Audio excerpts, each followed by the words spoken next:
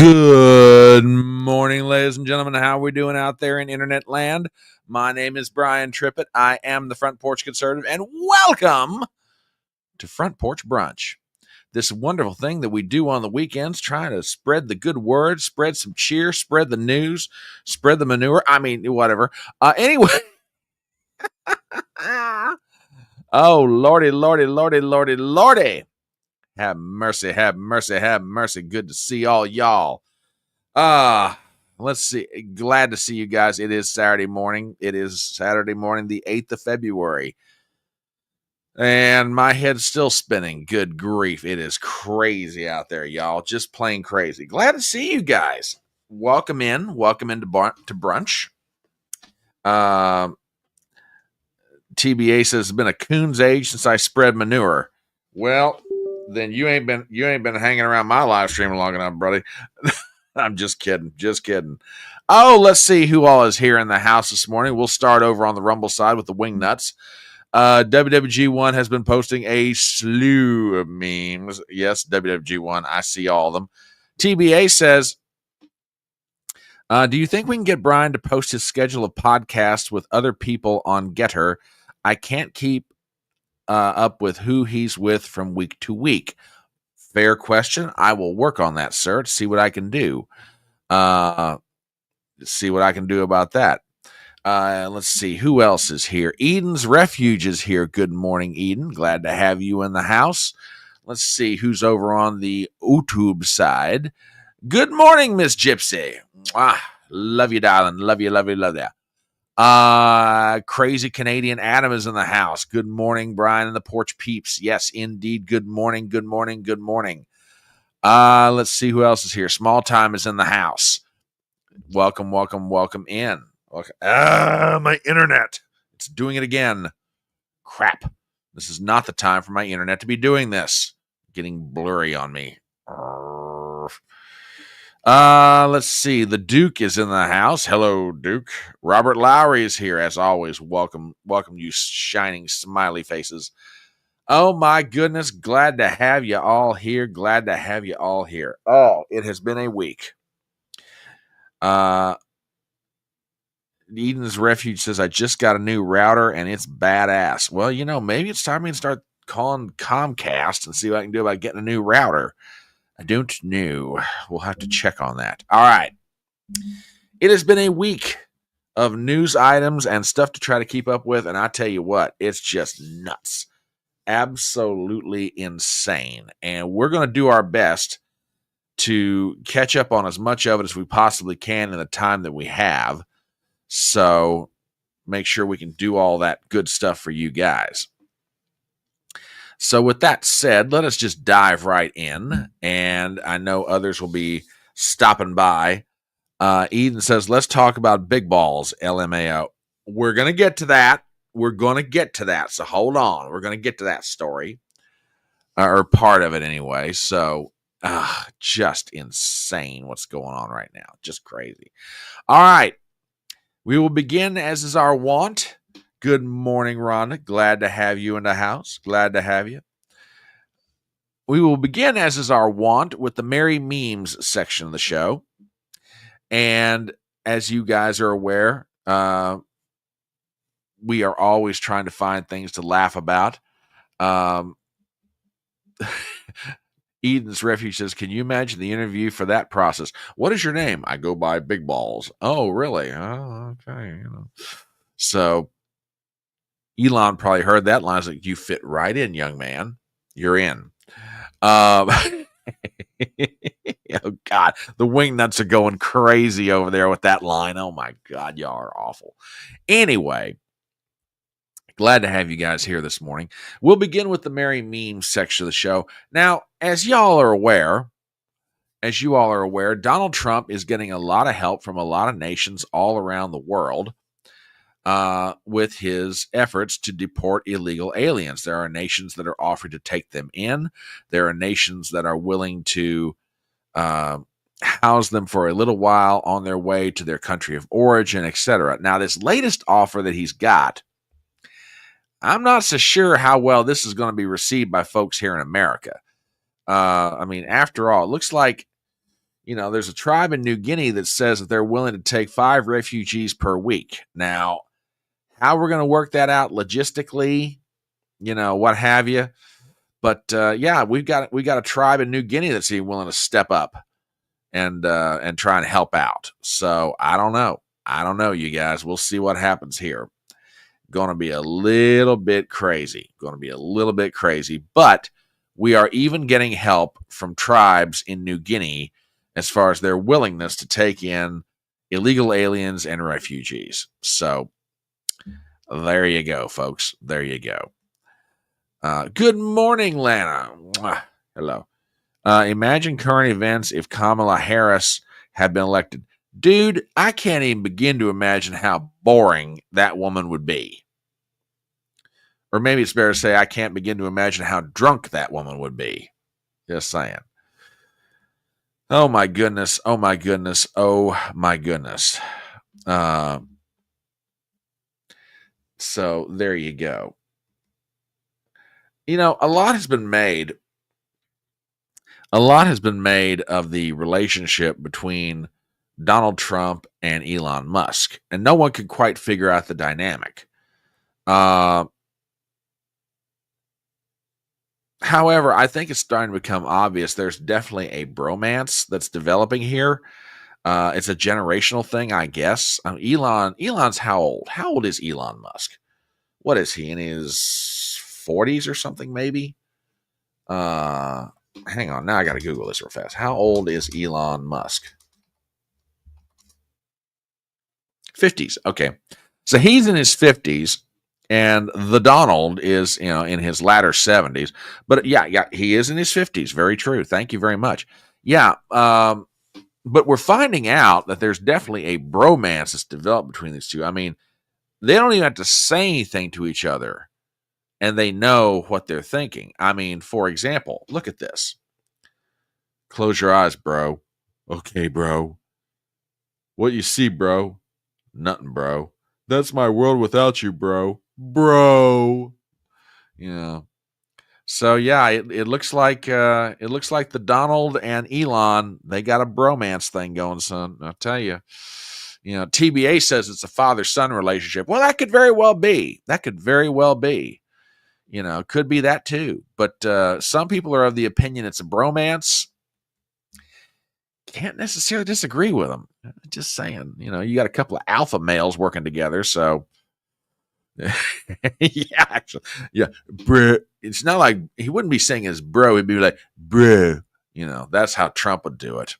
But anyway, mentor and apprentice. That's true. Could be that too. TBA. Oh my goodness. So what else is going on in the way of the merry memes? Now, lest anybody think that Donald Trump's forgotten about it, he's still working on ending the Ukraine war, although there are other things at home right now that are definitely getting his attention. And there are always things that are leaking about, possibilities of aspects of a peace treaty, a ceasefire, etc., and so on. And well, it looks like we now have snippets of a conversation that's taken place between Trump and Ukrainian President Volodymyr Zelensky. And I'm not so sure Zelensky's going to like if the terms of this of what Trump is working on turn out to be true. I'm not so sure that Zelensky's going to like it because apparently in the transcript, Trump said to Zelensky, you can still live there, but we're going to own it. We're going to run it. Now, just from the look on Zelensky's face, I think it's pretty safe to say that he's not having much of this. Again, I could be absolutely wrong, but yeah, I don't think Vladimir is going to go for this part of the deal. I'm just saying, So we'll see what happens here. Don't quite know what to make of all that, but we'll find out. So Eden's Refuge over on Rumble says Zelensky needs to sit down and mind his coke and let the audits handle this. Oh, there's a lot of people that are going to need to do that before it's all said and done, Eden. You have no doubt about that. No doubt about that. All right. Now, I am not going to lie to you guys. Well, you know what? If we start auditing the Pentagon, we might find out those two jokers do own Ukraine. Just saying. Yeah, that's kind of, whew.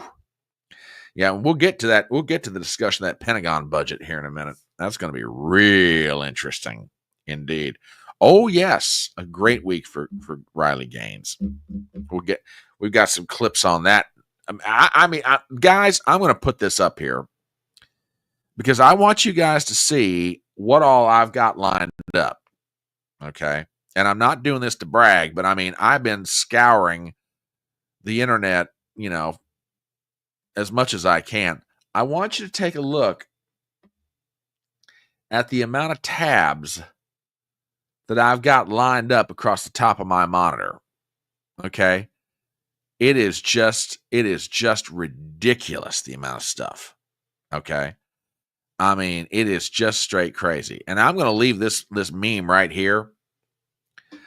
My face when I realized my tax money could have been used to buy more groceries and ammo, but instead it went to transgendered operas in Colombia. Yeah. Gypsy, you got this absolutely right, darling. Yikes is indeed the right word. Indeed. So, yeah. A little bit frightening. Just a little bit frightening. So, yeah. A truly fitting meme. Indeed. Now, I'm not going to lie to you guys. Most of the memes that I've got from here on out are going to relate to the whole USAID scandal. And scandal, as far as I'm concerned, is the absolutely right word for it. Okay? You're going to see some stuff's going to absolutely blow your mind. Oh, money's been going everywhere. Money has been going everywhere out of USAID. And believe me, we're about to get into a discussion about this because I did a video on it, but I don't feel like that even touched on the full reach of all of this. Okay, so yeah, we're gonna touch on it. Believe me. WWG1 over on Rumble says Politico and a bunch of fake news outlets got a lot of money from USAID as well. The news is also fake and gay. Oh, guys, I've always said you are the best audience on the internet, if for no other reason that you are usually about 2 steps ahead of your host, and you're bringing it. And believe me, I can feel the energy already. You guys are like, we're going to war on this one. Let's do it. And I'm with you. So hang on, we're getting there. I promise. Oh yeah, this is absolutely true. And the more it does, the more the American people are going to look at this and go, we pay you how much in taxes every year, and you're doing what with our money? I do not. Well, I got some comments about that aspect too, but oh God, we got a lot to get into. TBA says, we are legion. You are but one man. That is so true, TBA, but I would rather be on your guys' side in the fight than out here trying to fight alone. I tell you what, I'll take you guys into war anytime. Oh my goodness. Now, as all of this stuff about USAID comes out, the reaction of Democrats is, well, how to put it? What happens? Well, put to you this way. When you try to take away a drug addict's favorite drug, they tend to go crazy. In the case of Democrats, you try to take away a government program and, their true selves really come out. It really does. I mean, but when they get their hands back on their favorite government program, they're quite all right. They're good to go. It's if you want to see what a Democrat is really like, watch them lose their favorite government program and then get it back. Because I'm telling you, These people are absolutely going 7 kinds of batshit crazy over this. It's nuts to watch. It truly is. Oh my gosh. Eden says, fuel my soul with the perp walks. You might get your wish. So hang on, Eden. Hang on. What else do we have by the way of the merry memes? There is a quote that is attributed to Elizabeth Warren. And if this quote is true, then this may very well go down in history as the quote that did not age well at all. And I'm just going to put this up here and let it speak for itself. Now, as I say, I haven't read this anywhere, but someone is attributing this to Elizabeth Warren. Okay. And the quote goes like this.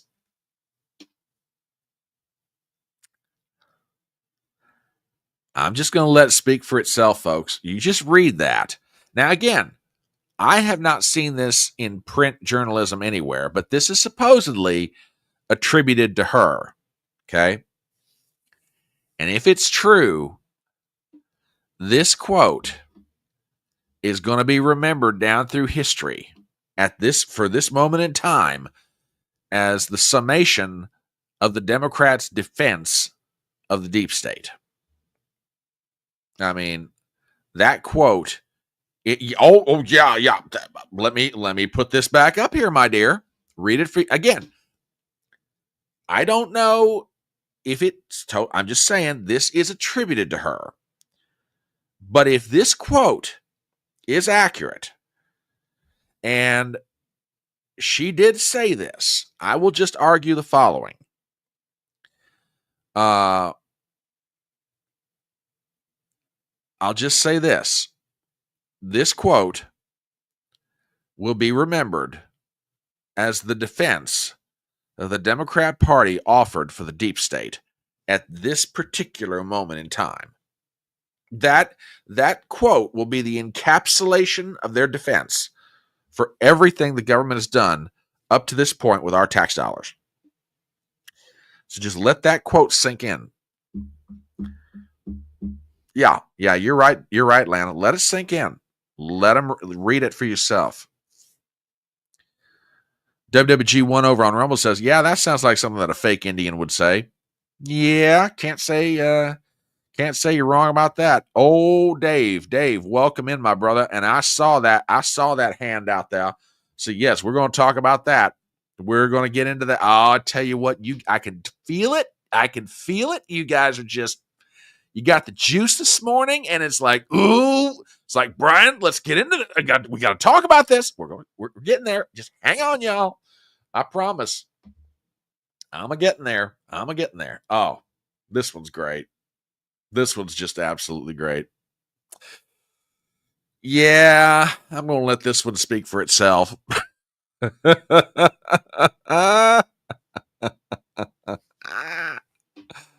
Oh, goodness.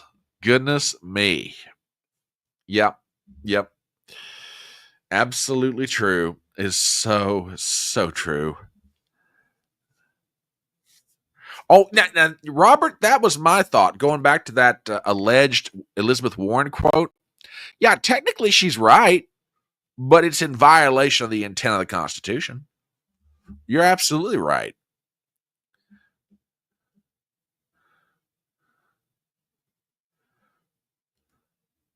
I wish drag wasn't woke. Are you saying Elizabeth Warren would make a great subject for a drag parody? Interesting. Very interesting indeed. Elizabeth Warren is the subject of a drag parody. Okay. Rhonda, I'm down with that idea. Oh, you mean AOC? Oh. Yeah, okay, I can see that. I can kind of see that. I can absolutely see that. Yeah. Oh my gosh.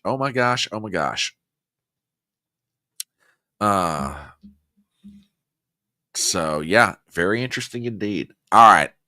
One more well, I shouldn't say one more meme. I'm going to be populated with memes this morning, but this one's really good. And this one, I think, begins our first subject of the morning, or it's going to lead right into it. Okay. Yeah. Just let it speak for itself, folks. Just let it speak for itself. Eden's Refuge says either someone wrote AOC's dissertation or she's smarter than she lets on. I didn't know that AOC had a doctorate from Boston University, but okay, maybe she does, and I'm just not aware of it. All right, that's the Merry Memes section of the show. And then we can. Oh, no, wait a minute. Now you're going to expand the drag show to Liawatha. Okay. All right. Okay. All right. There you go. Oh, yeah. I get no disagreement from me. We're going to get into this. All right. You know, it's really kind of interesting.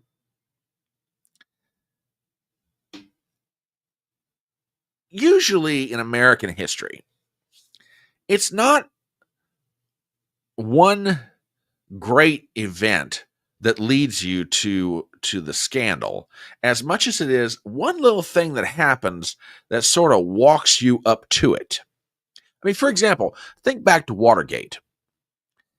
It wasn't so much that, we found this smoking gun at the White House that made us realize that Nixon was covering up, the activities of his people and engaging in some stuff he never should have been doing. But what got it started was a report about a burglary at the Watergate Hotel. Well, such is what is currently happening right now. Okay. 17 George is over on Rumble. Hello, George. Good morning. Glad to have you here. Yeah. Earlier this week, word came out that Politico was having trouble paying its employees. I take you to an email that went out to their team. Okay. This is from Max Tani, who is who works for Semaphore. And this is the email, part of the email that the folks at Politico got. Golly and I want to discuss this morning's payroll issue directly. Due to what we believe to be a technical error, employees did not receive their paychecks as scheduled. We understand the urgency of this matter and sincerely apologize for the inconvenience. Our team is working diligently with our systems vendors and the bank to identify the root cause and implement a solution as quickly as possible. We will keep you updated as we learn more and work to resolve the problem as quickly as possible. Thank you for your patience and understanding. If you have any immediate concerns, please feel free to reach out directly. Now, that was, Monday or Tuesday of this week? Well, the next day, as Elon and the Doge Boys, which, by the way, is my new favorite band playing around the country, Elon and the Doge Boys. As Elon and the Doge Boys are going through the books of the United States Agency for International Development, they find a very shocking thing.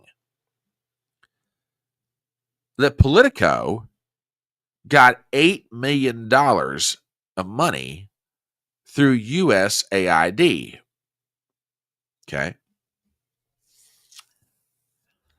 Now, that seems a little bit weird, and I will explain why here in just 1 second. Okay. Well, it turns out that it wasn't just $8 million. I've got a tweet here from Liz Wheeler, used to work over at OAN. It's that over the years, Politico has gotten about 34, at least by her estimates, about $34 million in federal money. Okay.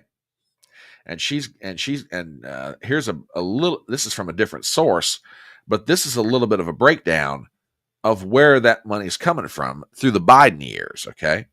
You've got, just as some examples, $5 million come out of the Department of Health and Human Services, $3.8 million come out of Department of Energy, $3.5 million for the Department of Interior, Agriculture, $2.2 million, EPA, $1.63, Executive Office of the President, $1.31, Department of Transportation, on and on and on it goes. Now, this person who posted this, and Liz Wheeler, their numbers are a little bit different.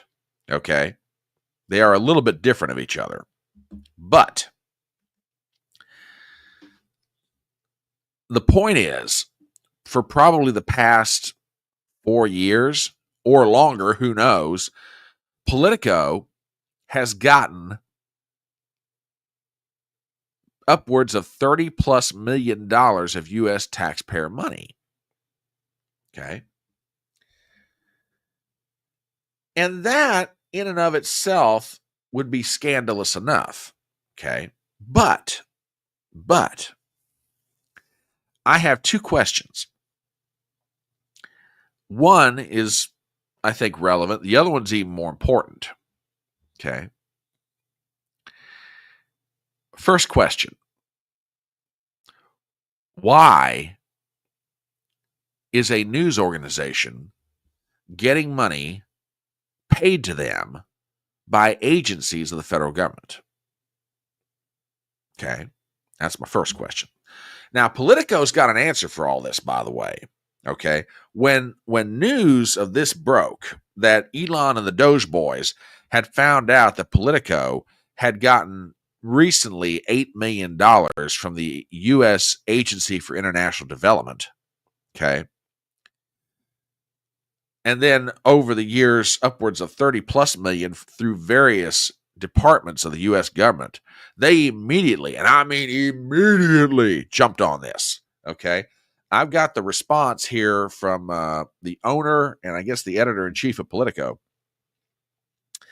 A note to our readers from CEO Gali Shikholslami, what a name, Jesus, and editor-in-chief John F. Harris. Politico has been the subject of debate on X this week. Some of it has been misinformed. Some has been flat out false. Let's set the record straight. Politico, now this is from Politico themselves, okay, so just keep this in mind, okay? Politico is a privately owned company. We have never received any government funding, no subsidies, no grants, no handouts, not a dime ever in 18 years. Millions of people around the world read our journalism on Politico.com, Politico.eu, and in the newsletters. It is supported by advertising and sponsorships. Okay, all right. Up to this point, he's got, they both have a very fair and valid statement. Okay, I got no problem with that, and I can see that being the case. Advertisers, sponsorships. Okay, cool. All right. Back to their statement in regard to these charges on Twitter. Politico Pro is different. It is a professional subscription service used by companies, organizations, and yes, some governmental agencies.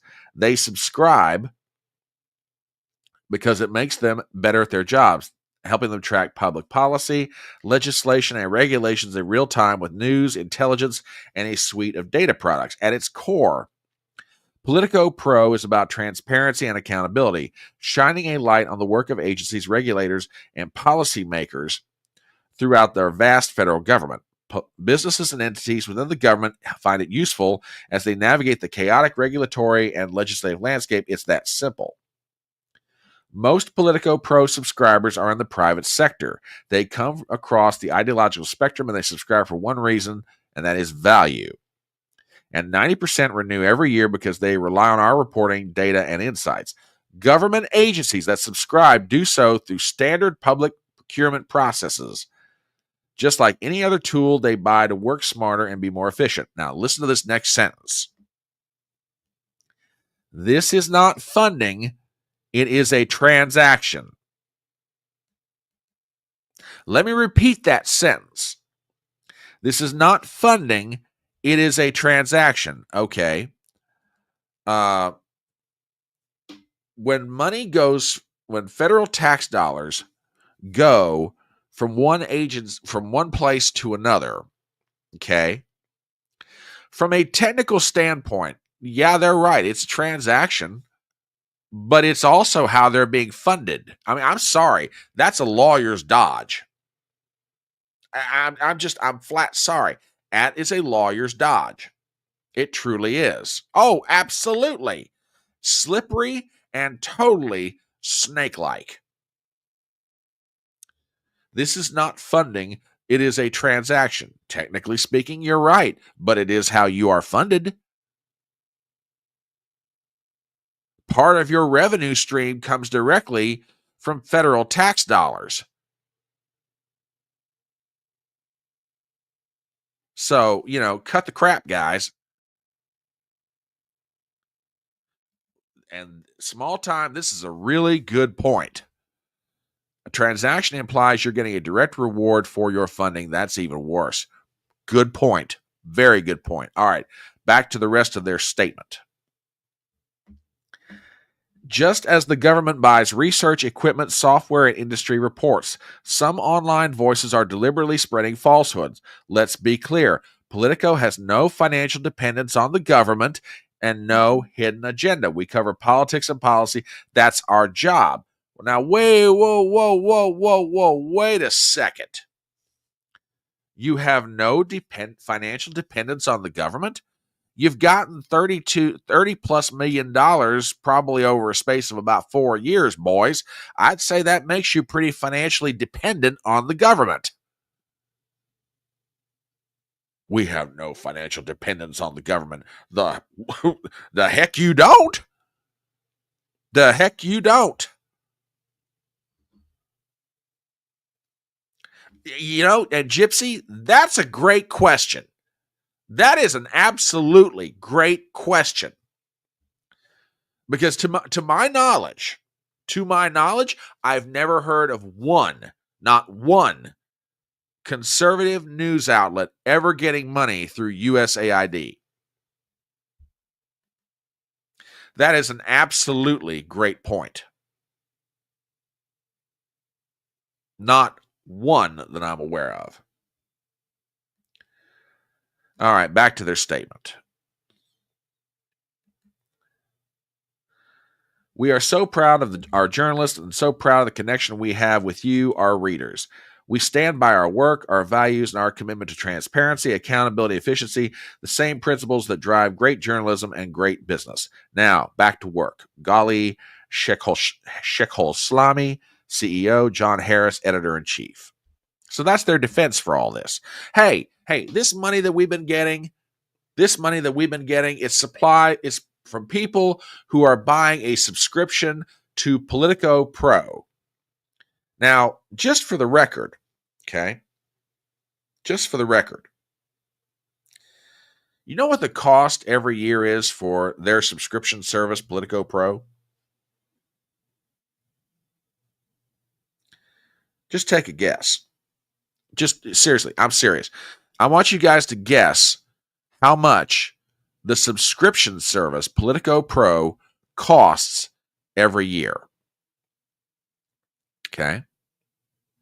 Just take a guess. $200. That's my first one.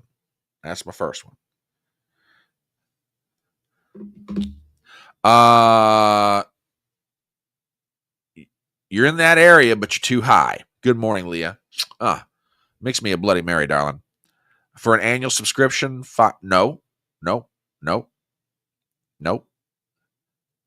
WWG1 over on Rumble, $10,000. Ding, ding, ding, ding, ding, ding. Right on the nose. Ding, ding. $10,000 a year for this service, okay? So let's do some basic math. $32 million, okay? Spread out over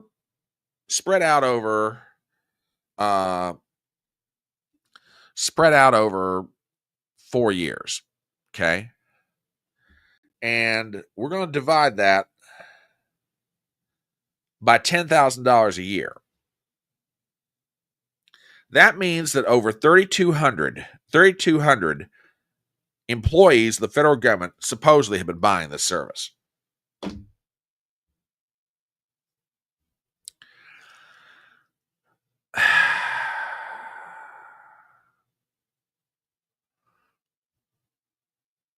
And WWG1 brings up a very valid point. There were organizations with like 37 subscriptions. And that gets to something else. Okay, I'm gonna take on something here. Okay. All right. Let's just assume for a moment. Okay. Let's just give Politico the benefit of the doubt and say that they're absolutely right. That they have a subscription service called Politico, which, by the way, they do. I know that's a fact. Okay.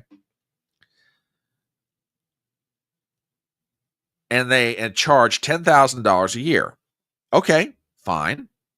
You have the right to do it in a free market. If you want to charge that for your service and you think that it's worth that and somebody's willing to pay it, fine. As a free marketeer, I got no problem with that either. However, WWG1 brings up a point that I've been thinking about. If these various agencies, Department of Ag, Department of Ed, Health and Human Services, if they want to buy a subscription to Politico, okay, then my question is this, and maybe I'm getting a little bit in the weeds here, but I think this is a valid point, okay? Why are you letting every person in your organization that wants the subscription to do it? Why don't you just buy one for the whole agency and make it for community use? Have a standard username and password under someone's control, which I think that's reasonable. But that would mean, each agency only paying out $10,000 as opposed to multi-millions of dollars these agencies are paying.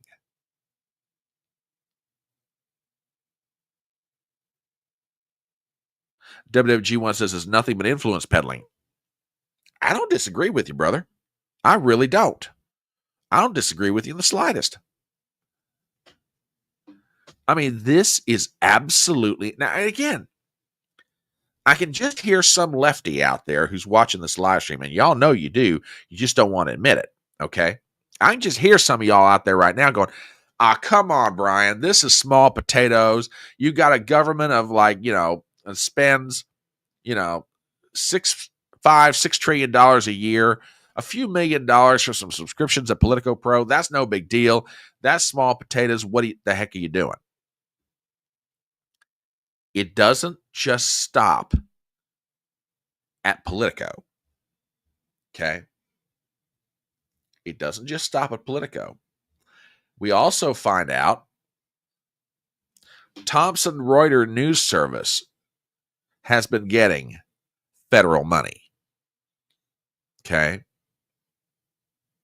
To the tune of about $13 million spread out over X number of transactions. Okay? We further find out it doesn't just stop there. Check this out. New York Times is getting millions of dollars. Okay? Then we got Politico. Then you got the BBC. The BBC is getting our tax dollars. Okay? Good morning, my dear. You got news agencies, Politico, Reuters, the Associated Press, the New York Times. Oh, yeah, WG, yeah, I saw that WWG1 over on Rumble. Yes. They're getting multi-millions of dollars in federal money, maybe coming from USAID, maybe coming from someplace else. It's incredible. And we find this out because Elon and the DOGE boys went into one agency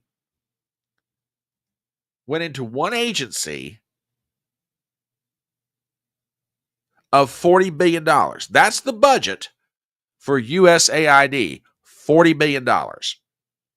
Okay.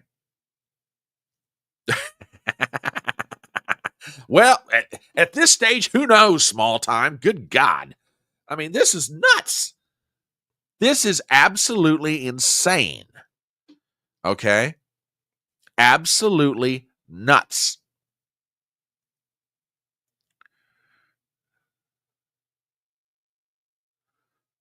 I don't get it. I do not get it.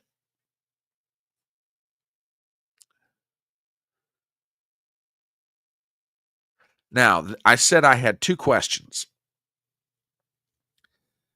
The first one was, what is a news organization doing getting federal money like this? Now, here's my second question. And this is the question that I don't think is being hammered nearly hard enough. Because when this question sinks in the minds of the American people, that's when I think all political hell's going to break loose. And the question is this: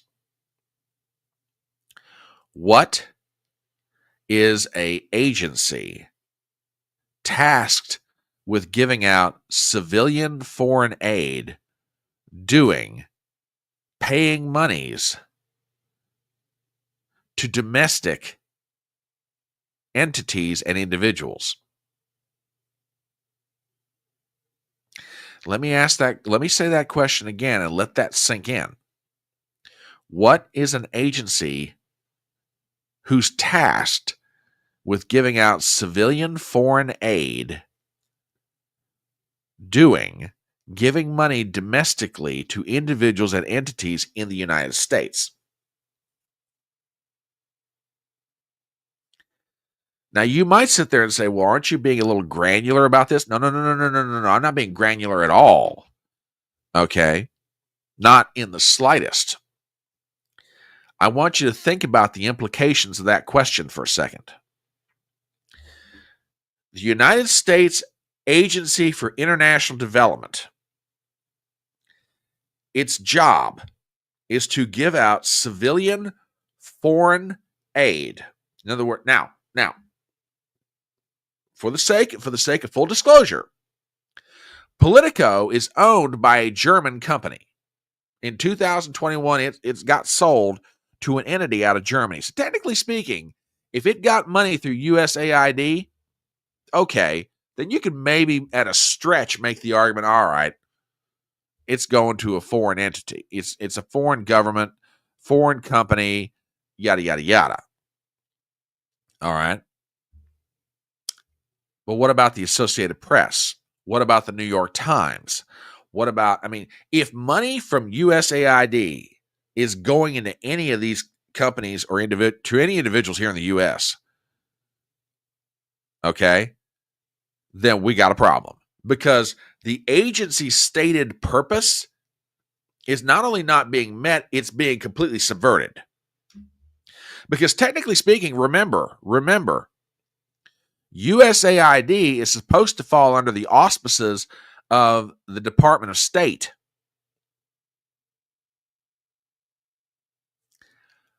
Well, then why is the State Department paying money to news organizations in the United States?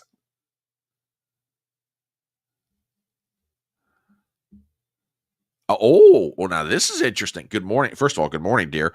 I plugged one local community charity in and found through USAID or just any government agency in general. I'm curious. Cooking, lurking, waiting on the huge 10-inch snowstorm coming on. Oh, bless your heart. Oh, dear. Yeah, what? It came from USAID. Okay, all right. Now listen. Now check this out. This is what I'm talking about. Here you have our friend up in Connecticut. She plugged in the name of one local community charity up in her area. Okay, found out they got $3.5 million through USAID. What in the world is an agency tasked with giving civilian foreign aid, giving money to a charity in the United States. And again, against a $5 or $6 trillion a year government budget, $3.5 million is a grain of sand. Okay. But the point is valid. See, this is what I'm saying. This is the question that when that question sinks into the minds of the American people, that's when the hell's going to break loose. And maybe it already is, and I just don't realize it. Okay? You got a government agency tasked with doing one thing, it's over here doing something complete opposite. Why? Why? Why is it able, and why is it doing the complete opposite of that for which it is supposedly intended? Who's letting this happen? Why is it happening? We don't know. Hang on. Now, here's something else going to blow your mind. And again, consider the source. That's all I'm saying. But if the source is correct, then we got problems. From Laura Loomer, USAID employees donated to Kamala Harris for president 1,576 times. The author of this article is Charles Downs. According to FEC records, you had employees of the federal government who worked for USAID donating to the Harris campaign.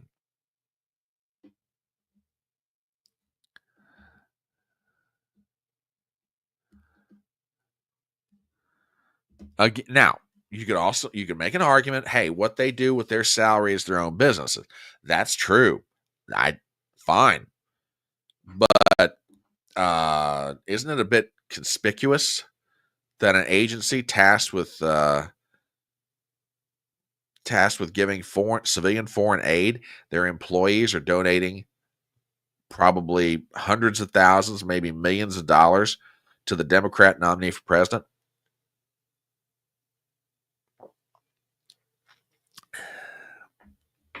Well, I tell you what, let's just run some numbers real fast. What is the maximum? I think it's $2,000 now. I think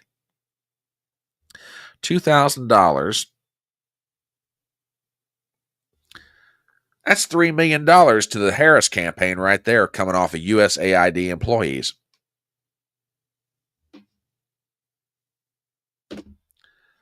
Folks, and I mean this with all my heart, and I'm not trying to hype this for more than what it is. The size and the breadth of this scandal at USAID, I mean, it's just enormous. Just enormous.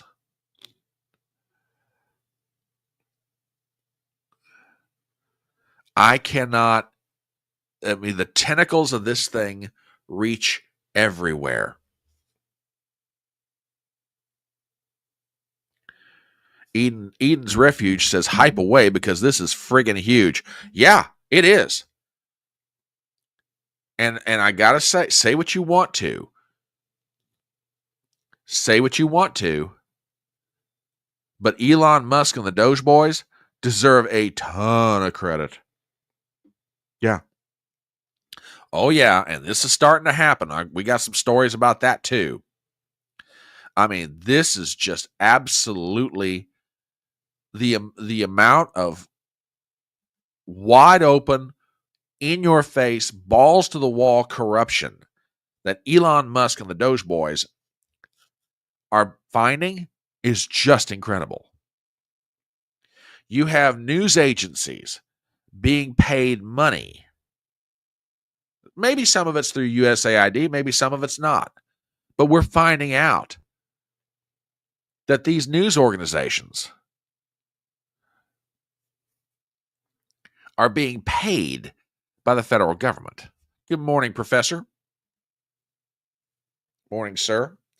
My complaint is that the focus is too much on U.S. aid and civilian foreign aid, virtually zero on the billions we spend to Germany. Very valid point. Valid point. I don't disagree with you there. I don't, because I mean, really, should we really be giving these countries money, especially Ukraine? And I could make an argument Israel. Don't get me wrong, the others are, shall we say, culprits, but you can make a pretty good argument you shouldn't be giving money to Ukraine at all, and second of all, to Israel. Israel's got a budget surplus. If they want something from us, they can buy it. But that's just me. But yeah, I mean, and like I said, keep in mind, the budget for the United States Agency on International Development is $40 billion. It's a drop in the bucket. And this is what we're already finding out. Okay? Politico, Thomson Reuters. I mean, this is just straight up insane what we're finding. Hang on, folks. I'm just clearing some stuff out here. Trying to see if that will help with issues.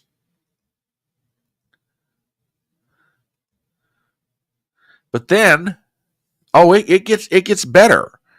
Let's just even give the press the benefit of the doubt. All of them. Reuters, AP, New York Times, all of them. Let's just say that, they take the same defense as Politico. Hey, people were just buying subscriptions.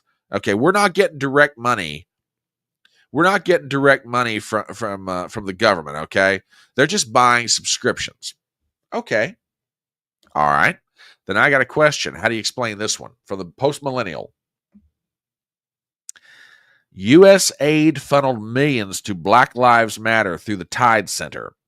Tide's granted more than $12.6 million through its Black Lives Matter support fund to BLM grassroots following the death of George Floyd. Article written by Katie Davis-Court. We've got the following.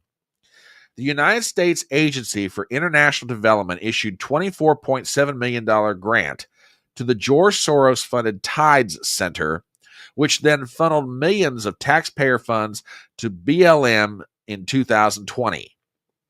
Tides granted more than $12.6 million from its Black Lives Matter support fund to help support BLM grassroots during the height of the racial justice riots following the death of George Floyd in Minneapolis. BLM Grassroots is an organization that works with local Black Lives Matter chapters and similar racial justice groups. The discovery was revealed after the BLM Global Network Foundation sued the Tide Center in California court last year, accusing the non-for-profit of withholding $33 million in donations to the foundation. Tides was forced to issue a clarification that the funds were intended for the BLM Grassroots, which is a distinct organization separate from BLM Grassroots Network Foundation. BLM anti-police racial riots caused billions of dollars worth of damage, etc. The findings resurfaced after Trump's new Department of Government Efficiency, headed by Elon Musk, took a wrecking ball to USAID this week. DOGE revealed that government agencies have been spending billions of taxpayer dollars on outlandish expenses, such as, and here's some stuff to make your head blow up, $2 million for sex changes in Guatemala, $20 million for a children's TV show in Iraq, $7.9 million to teach Sri Lankan journalists how to avoid binary gendered language, $6 million for advancing LGBT issues in priority countries around the world. The list goes on. Yes, ladies and gentlemen, USAID was paying money to a George Soros group, and Soros was funding it back into the U.S. and giving it to BLM.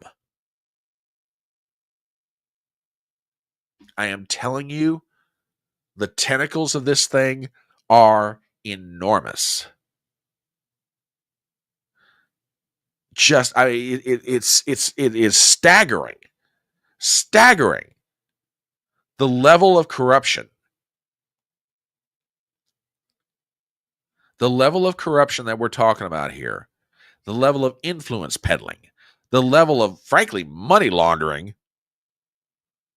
because that's what's being done here. It goes out to a foreign agency, like let's say the Tides Foundation, which is controlled by a foreign gentleman, George Soros, or his son Alex, as the case may be. The money comes back into the U.S. to be funneled through a left-wing group like BLM during the height of the George Floyd riots. And TBA just dropped something over on the Rumble side. Hang on, I got to look at this. Give me a second here, folks. Because if this is true,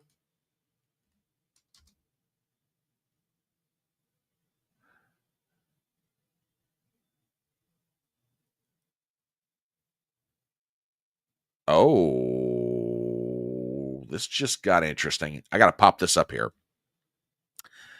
According to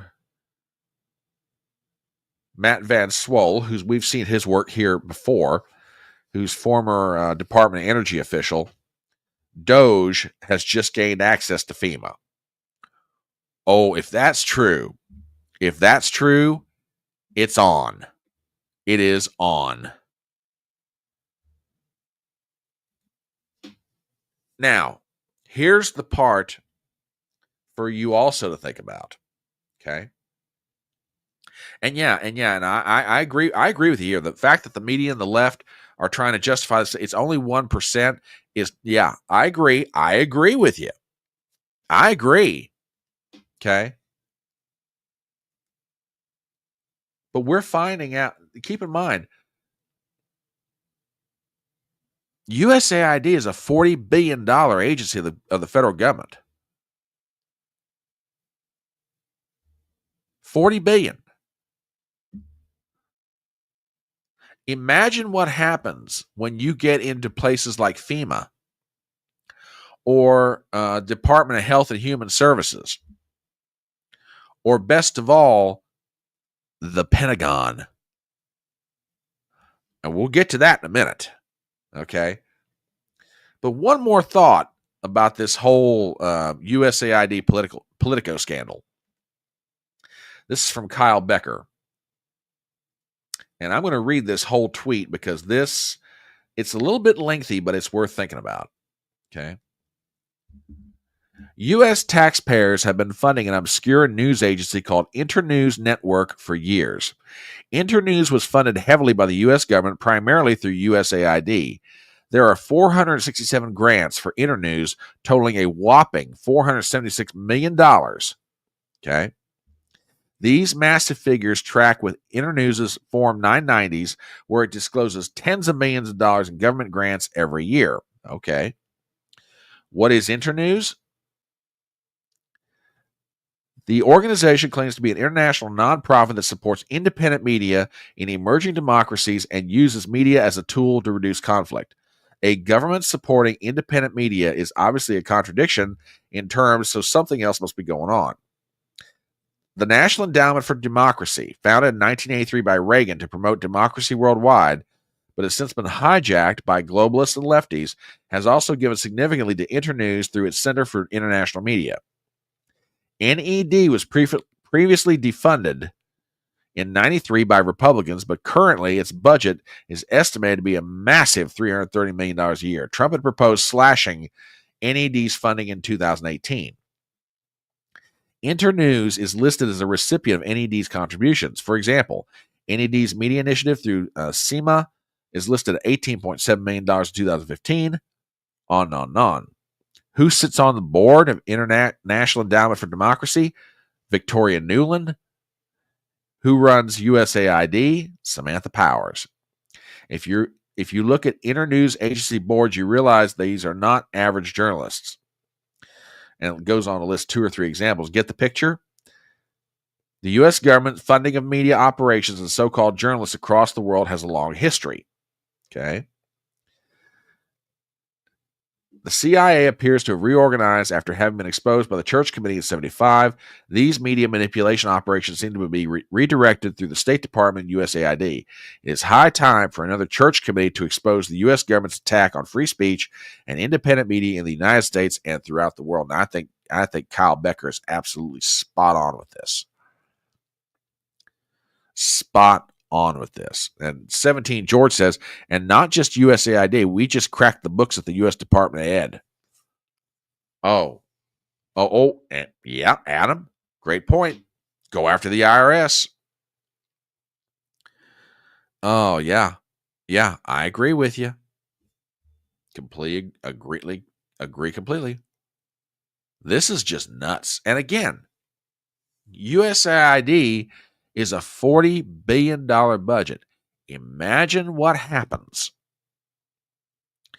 Imagine what happens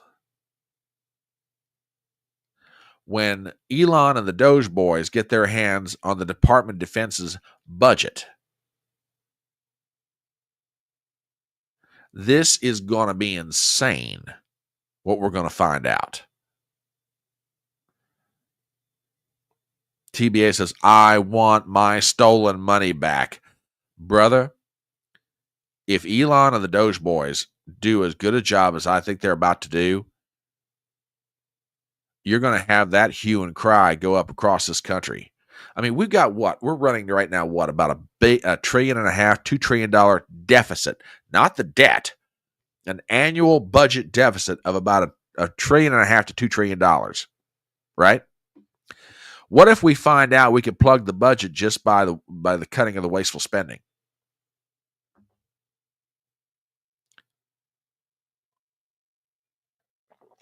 What if we find that out? I mean, I don't know about you guys, but frankly, I wouldn't mind that at all. Now, by the way, what is the defense of the Democrats in all this on Capitol Hill? What's their defense? Oh, get ready, because here it comes.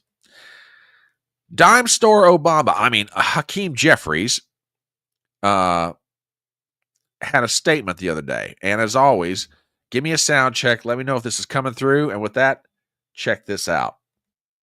They've done nothing as it relates to lowering the high cost of living.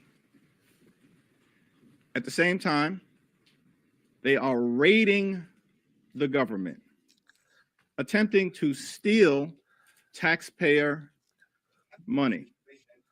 That's what the situation at the Treasury Department is all about. We will introduce the Stop the Steal the Act. irony abounds in that one.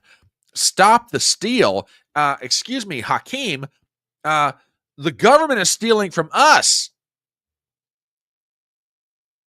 And you're supposed to be the government. That Elon and the Doge boys are over at the Treasury Department stealing money? No. What this gets down to, my friend, what this gets down to is the fact you don't want Elon Musk, or anybody else for that matter, you don't want anybody shining a light on what's been going on. You don't want anybody shining a light on the fact how this money laundering operation is working. Okay? That's what this gets down to, my friend. You don't want people find that out. And by the way, talking about what's going on over at the Treasury, I've got an interview here, or part of it, and you guys may have seen this, but it's worth talking about. Bloomberg interviewed the new Treasury Secretary, Scott Bessent, and Bessent was asked about DOGE. Okay, now this clip runs about 4 minutes, so I apologize for the length. I'll try and chop it up as best I can, but you guys need to see this. Democrats are screaming, oh my God, they're getting access to Social Security numbers. Oh my God, they're getting access to private information. Oh my God, Elon Musk is stealing money. Really? Let me set the record straight here. Okay? Let me set the record straight. Or maybe better say, let the Secretary of the Treasury set the records straight. Okay? So check this out. And God bless Scott Bessent for just taking this thing and burying it. I'm here with U.S. Treasury Secretary Scott Bessent in Washington. Mr. Secretary, thank you for joining me. Philip, good to see you. Mr. Secretary, we are inside the cash room at the Treasury Department. It is almost impossible to overstate how important the work that is done in this building is to the U.S. financial system. Yet right now, there is widespread concern about the DOGE team's access to sensitive payment systems.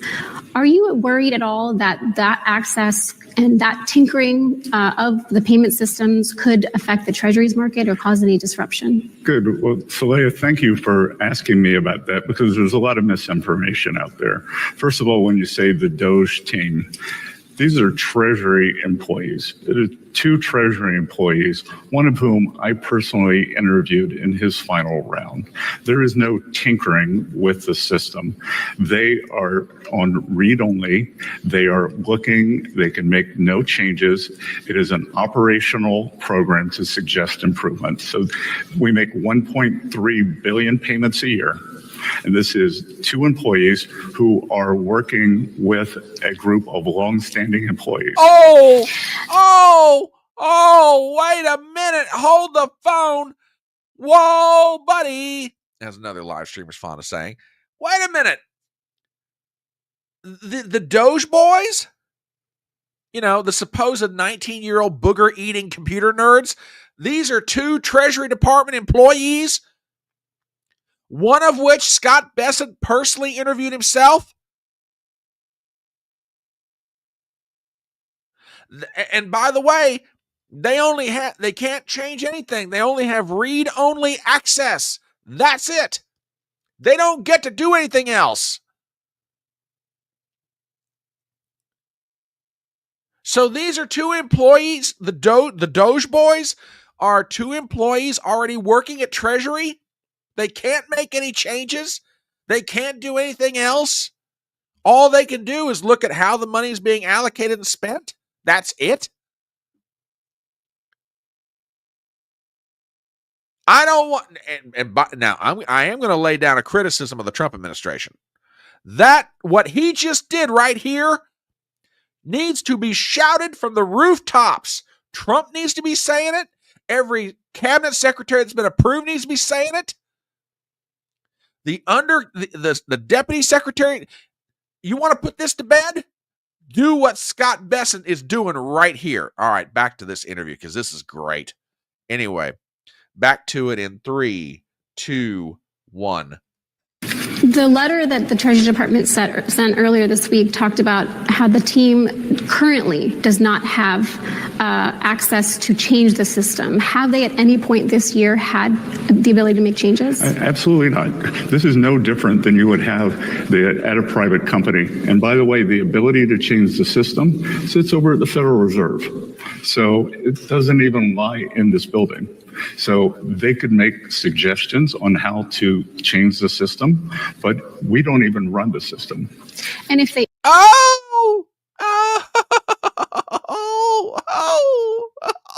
This is great. This is absolutely great. They can't do anything. They can't change a thing. Hey, you want to go change something? Go talk to the Federal Reserve. We don't even have access to do that. Again, this is dropping bombs on the Democrats. Okay? This is absolutely dropping bombs. TBA says the poor guy answers the same question 3 effing times. Yeah. Don't disagree with you. Yeah, she probably is. But you know what? I give her credit.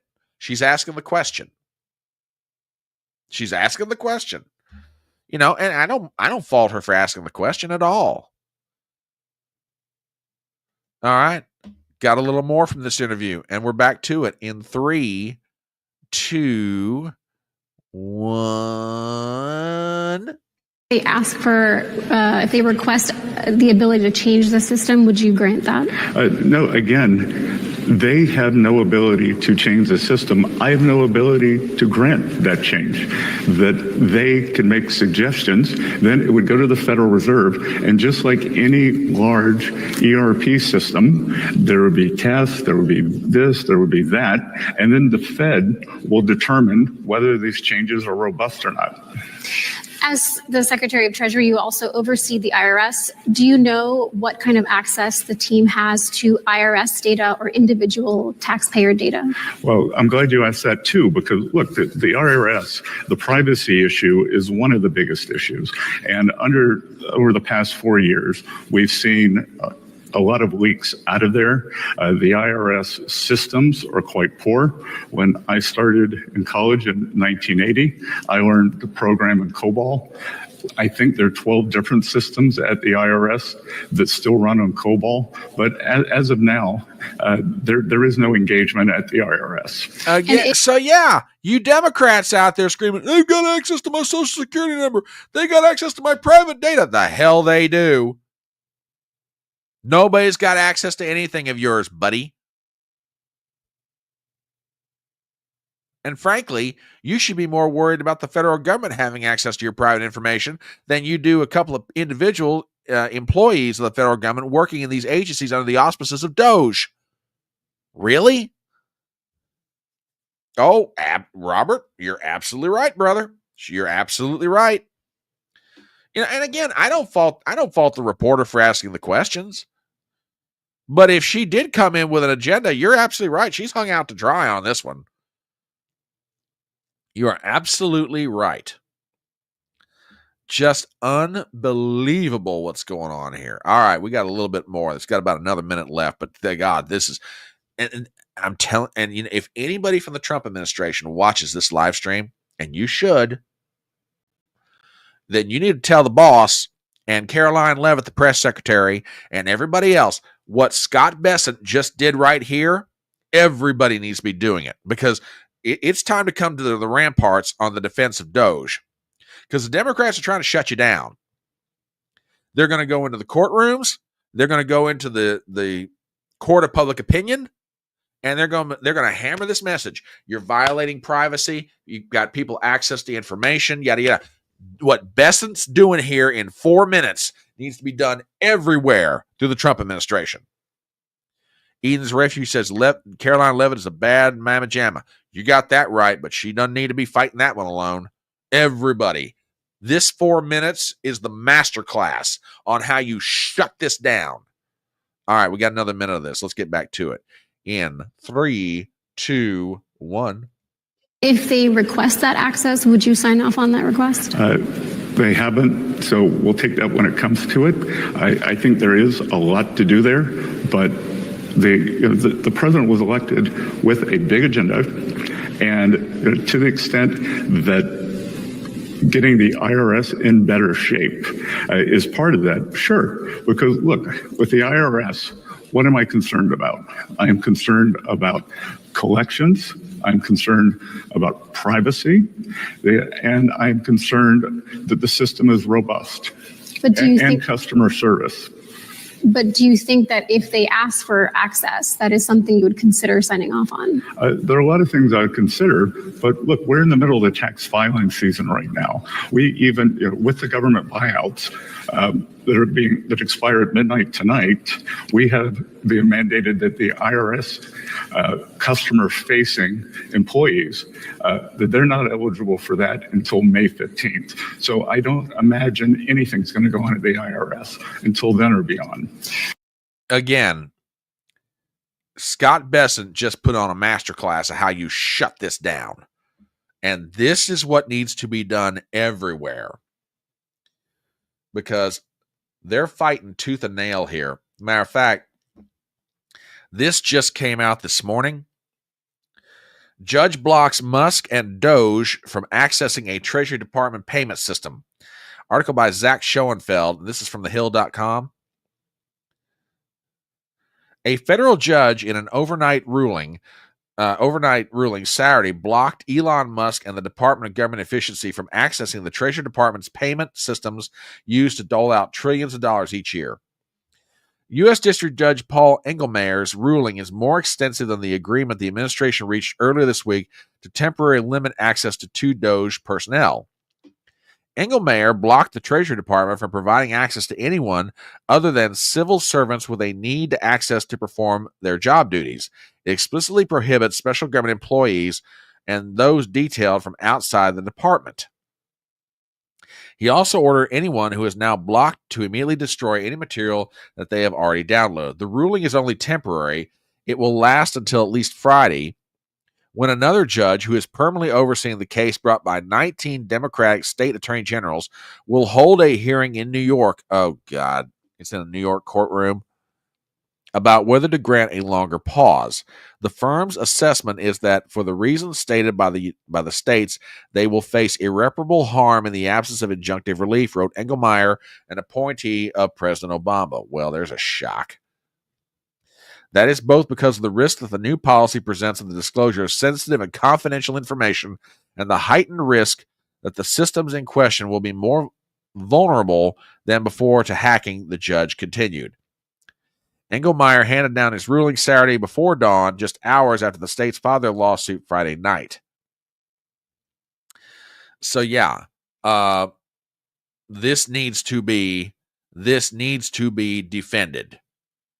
I mean, look, if Elon Musk and the Doge boys, and again, from the sound of it, the Doge boys are not from outside the federal government. They're already employees working in these agencies. Eden's Refuge says these are stalling tactics. Eden, you're right, but I know the playbook. Okay? I've seen this before. I know this playbook like the back of my hand. I'll give you the best example that I know personally. 1994, there was an enormous push to get a constitutional amendment out to the states calling for a balanced budget.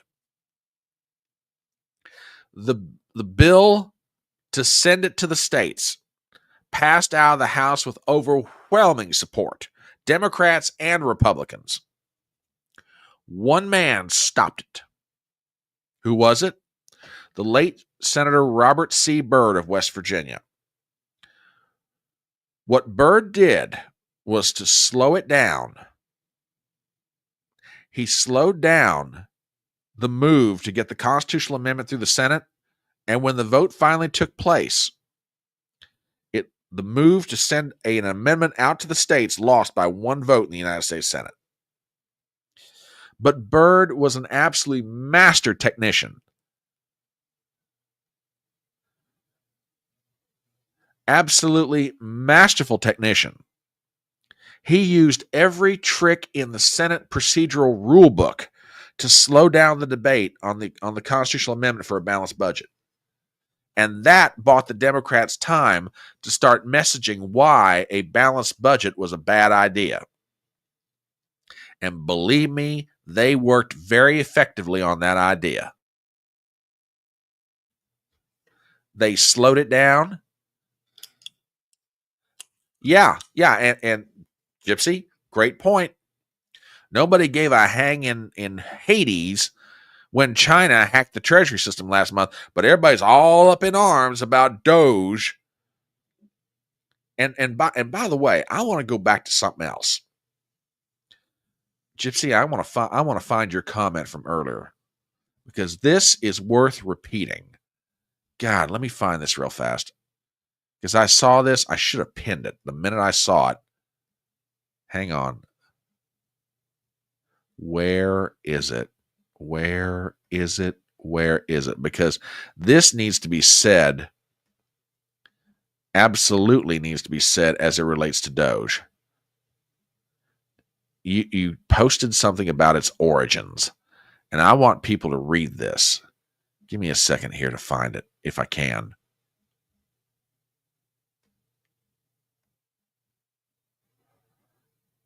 Oh, come on. Where is this? Where is this? Where is this?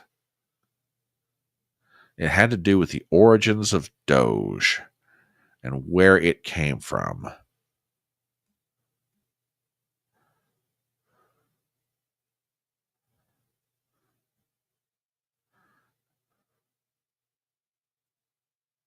There it is.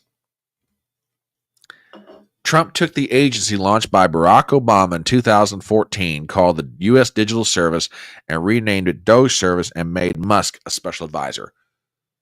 Folks, these are not people from outside the government. They already work for the government. They're just repurposed. And I'm telling you, I mean, who was it? 17 George said they rushed, they've already started the lawfare. Yeah, I agree with you. They have started the lawfare. This is all the Democrats have got left. Slow down Trump, stop him in the courts. That's it. That's all they got. They can't stop him in Congress. They don't have the majorities there. But they can slow it down in the courts. They can slow it down in the court of public opinion, turn public opinion against Trump, and gum up the works. But the irony to all of this, and this is why I'm saying Trump and his people need to be defending DOGE till their lungs fall out. Okay? They need to defend this, otherwise this is not going to work. No, I found it, darling. I got it. Thank you, though. Yeah. Do what Scott Bessent did right there. In 4 minutes, he took every Democrat deep state talking point apart.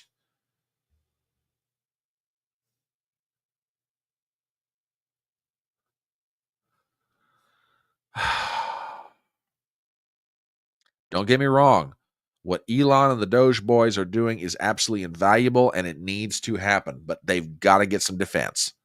I mean, I understand the argument for breakneck speed, move at a pace that your political enemy cannot keep up with you, but you also got to give them some air cover. You got to give them some air cover. They need some help. So just a few random thoughts about that. So anyway, I have ranted and ranted and ranted and ranted. So let me real quick do a commercial, and then we will move on to some other things. So with that, if you have found your way to my live stream,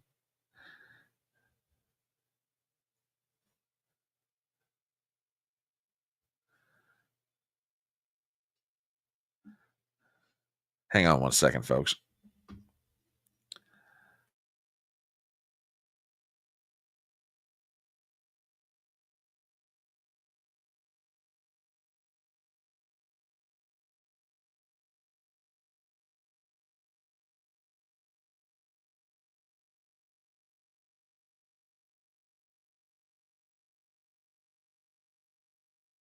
Sorry about that, folks. The lady just sent me a message, and I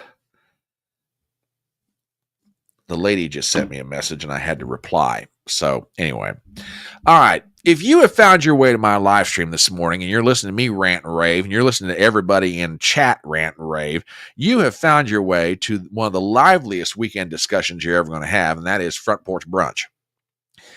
We talk about news, we give our views, we see if we can sort out all the problems of the world and that sort of thing. If this is something that you like, okay,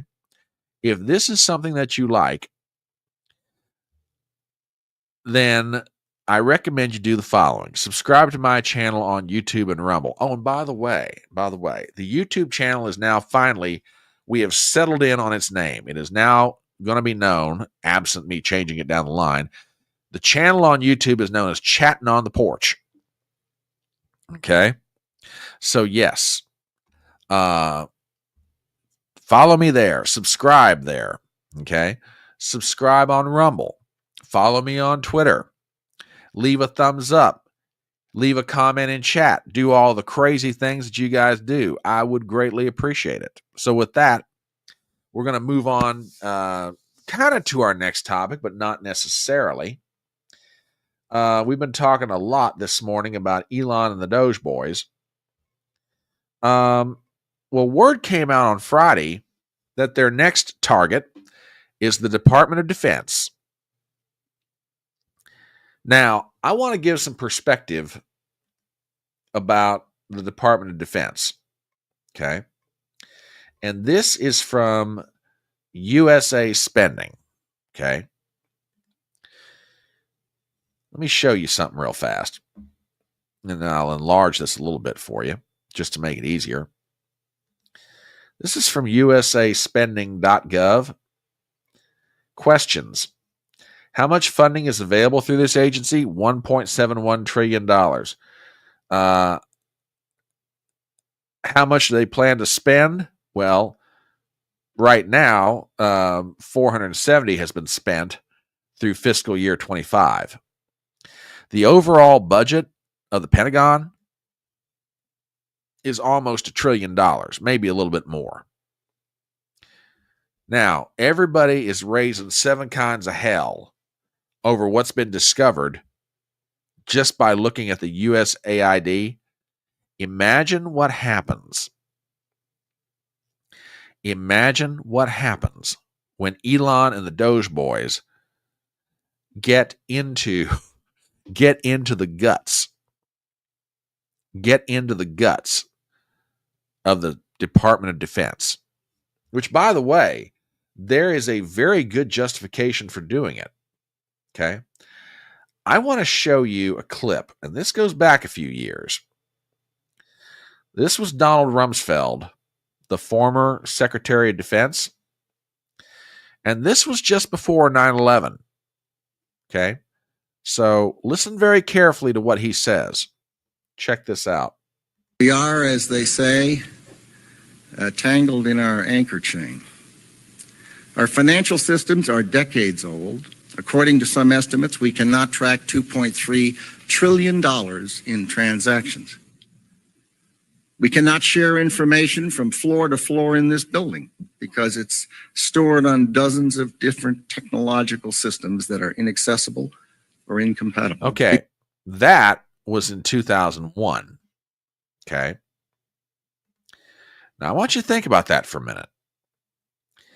That was in 2001.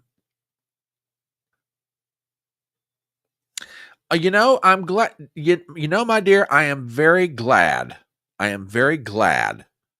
that you asked me this question.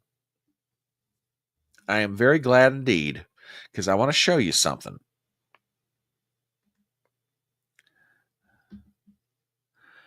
How long's it been? The Pentagon has not passed any of its audits since they began in 2018.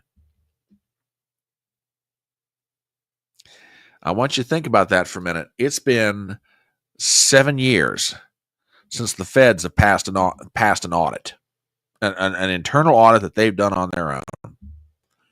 Yeah, good morning, my dear. That video is very triggering. And it was, September 10th of 2001 is when Rumsfeld made that statement.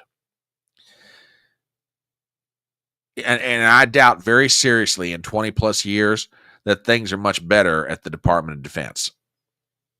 You've got an organization that spends upwards of $1 trillion a year. $1 trillion a year. And now Elon and the DOGE boys, which, by the way, Courtney, is my new favorite band in America, Elon and the DOGE boys. Elon and the DOGE boys are going to get their hands in read-only access, by the way. They're going to get their hands on seeing how the money is spent. Maybe we do. Maybe we find a way to balance our budget without having to cut spending. I still think we should, by the way. I still think we should. But, yeah.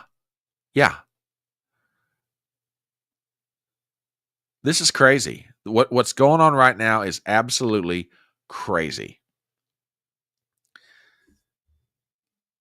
$1 trillion a year. Oh, and by the way, there is some good news in little pockets. Oh, TBA says, got to ask McCutcheon about that one. On Monday. We're asking.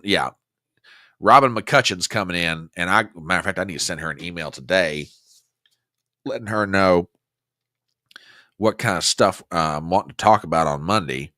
But Monday at 7:00, Dr. Robin McCutcheon, economist at Marshall University, is coming on for a discussion of economics and all kinds of fun stuff.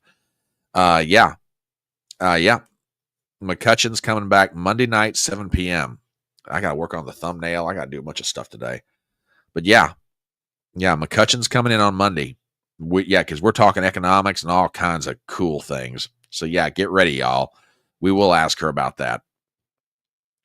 But hang on a second. Feel a sneeze coming on here, I think. I was right. The Pentagon has not passed an internal audit in 7 years. The Pentagon is notorious for being a sinkhole of money either disappearing or being spent on some of the most insane line items possible.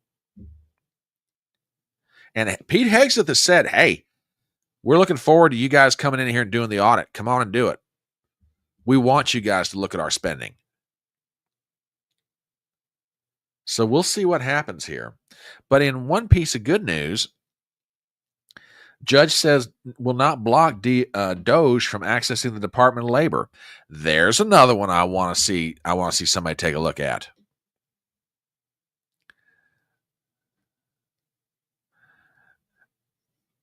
Yeah, interesting, isn't it? Interesting indeed.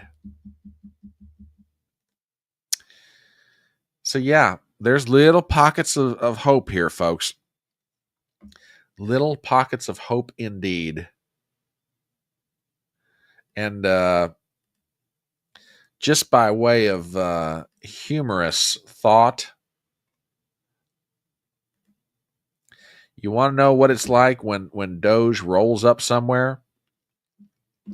Here's what Doge would probably look like when they roll up to the IRS. Check this out. Oh, I'm in trouble. So yeah, this is what we get to look forward to. Yeah, we need eyes on every bit of it. Every bit of it. So, just some things to keep your eye, folks. It's getting spicy all the time. Absolutely spicy all the time. All right, we're going to go straight into HodgePodge stew. And matter of fact, hang on, I got a Gypsy sent me something for a possible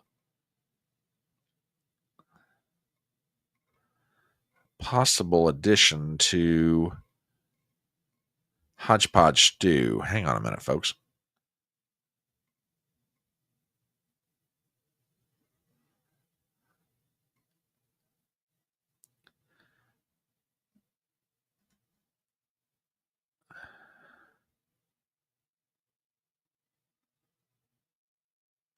Okay, Gypsy, I think I found it. Are you talking about that article related to Lee Zeldin?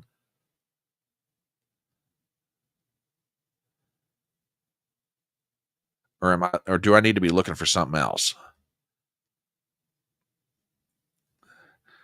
Hang on.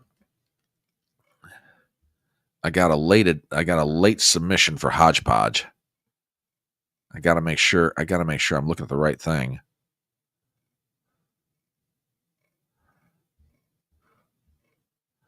Gypsy, do me a favor.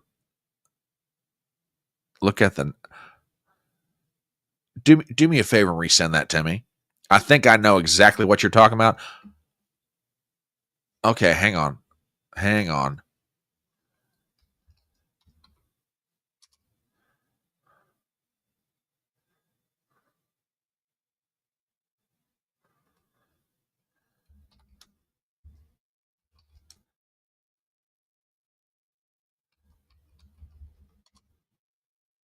I think that I'm sorry about this. Oh, yes. Oh, yes. Oh, yeah. I just found it, Gypsy. Sorry about that. Yeah, this is going into HodgePodge. This is definitely going into HodgePodge. This is going to be fun. All right. Let's get into this. HodgePodge stew. Now, for those of you who may be watching this live stream and you're like, what the heck is he talking about, this HodgePodge stew? HodgePodge stew are those stories that range anywhere from the silly to the serious, but they don't necessarily get the most amount of attention. And it definitely is stuff that we ought to enjoy. Now, we're going to start this off with the following. And I think you guys are going to appreciate this. I think we need to be reminded of something Donald Trump tried to tell all of us a very, very long time ago. And it's this. We're going to win so much, you may even get tired of winning. And you'll say, please, please, it's too much Oh, come on. winning. We can't take it anymore. Mr. President. Okay, I think you guys get the general idea. We're winning. There's so much winning. And yeah, right now there is a lot of winning. There is a ton of winning. Okay. There's so much of it. I don't know if anybody can keep their eyes completely straight. As a matter of fact, we even have some more comments from the president as it relates to winning and some of the stuff that's going on. Here is a word from the president of the United States, and I hope you guys enjoy it as much as we do here on the Electronic Front Porch. Check it out. This is your favorite president, and I'm very sorry to see Big Balls leaving DOGE. Big Balls did tremendous work. Americans voted for Big Balls. They voted for me, and they call me Biggest Balls. You know what I'm talking about. Fake news CNN is very unhappy with the name Big Balls. They wouldn't know Big Balls if it hit him in the face, except Anderson Cooper. You know what I'm talking about. But I want to recognize some of the other fantastic people over at DOGE. Pat McCrotch. Pat is doing a wonderful job. I've known him for a long time. Phil McCracken. Phil is lighting it up, doing wonderful work. Holden McGroin. Holden McGroin is really carrying his weight. That much I can tell you. And Michael Hunt. We've known Mike for a long time. He goes by Mike, and we've known him for a long time. But Americans voted overwhelmingly for Big Balls. You know that when they elected me. And while Big Balls may not be working at DOGE anymore, Biggest Balls is still working as your president. We are making America ballsy again, and we are making America great again. That will continue. That's not going to stop. We will never give up. We will never surrender. We will never back down, and we will make America great again, believe me. Well, there you go, folks. There's your Saturday morning message from the Commander-in-Chief. We're making America great again, and we're making America ballsy again. And daggone it, big balls are back. There you go. There you go. Oh, and speaking of big balls, no. No. I know the one. I got it. Matter of fact, I'll just go ahead and play it right now. To tell you how problematic or much angst is being experienced over CNN right now, check this out. This is too funny. That highlighted the interrogation techniques against an associate of Osama bin Laden named Abu Zubaydah. The Intel Committee said that the experience he had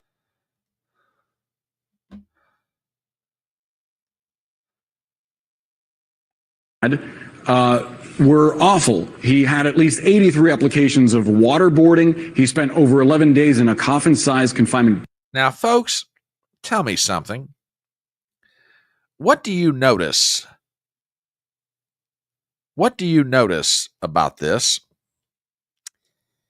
You know, I think somebody at the typesetters here. Yeah.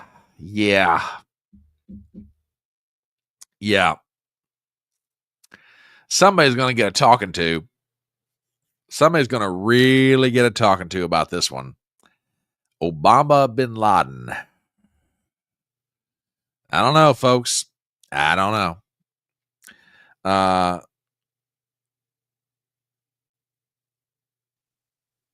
Oh yeah, I did hear that too, my dear. I did hear that. So yeah, CNN is experiencing much angst these days, and apparently it's affecting even their people who type up their stuff for them. I'm just saying. So there you go. Oh my goodness. Goodness me. These poor old lefties, they don't know what to do with old Donald Trump right now. It's cracking me up in one sense, completely cracking me up. All right, what else do we have in the way of HodgePodge stew? Speaking of balls, as I was getting ready to say, Some new WWG1 says typesetter. You are so old school, Brian. Yeah, probably I am. I am old school. That is for sure. That typesetter wears a MAGA. That's right, TBA. You tell him. Speaking of balls, Trump's not slowing down or letting up, folks. I don't know if you guys saw this piece of news, but check this out. From Donald Trump's Truth Social page, there's no need for Joe Biden to continue receiving access to classified information. Therefore, we are immediately revoking Joe Biden's security clearances and stopping his daily intelligence briefings. He set this precedent in 2021 when he instructed the intelligence community to stop the 45th president of the United States, me, from accessing details on national security, a courtesy provided to former presidents. The Hur report revealed that Biden suffers from poor memory and even in his prime could not be trusted with sensitive information. I will always protect national security. Joe, you're fired. Make America great again. Oh, Maddie, you ain't wrong, my friend. You ain't wrong, and thank you for joining us from the Twitter side. Yeah, it's perfectly valid justification. I mean, well, here's the thing. Here's my take on it, okay? Joe Biden is not in government anymore. And by the way, don't stop with just Joe Biden. Go to Anthony Blinken, pull his security clearance. Go to Jake Sullivan, pull his security clearance. Go to, Alejandro Mayorkas, pull it. Everybody associated with the Biden administration, pull all their security clearance. Pull them all. Every last one of them. Every security clearance they've got, pull it. You've already done it with Brennan and Clapper. Do it with all the rest of them. Because remember what happened the last time? None of this was done. And what happened? Leaking, behind the back stuff. Oh, yeah.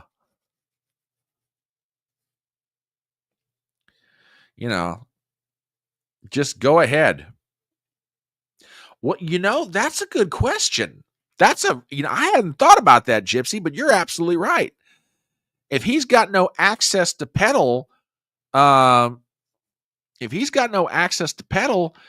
anybody out in Hollywood really going to be interested in signing him up for anything? I don't know. That's a really great question. Really good. Thank you for that one. I appreciate it. So yeah, Trump pulled Joe's security clearance and access to classified information. So goodbye.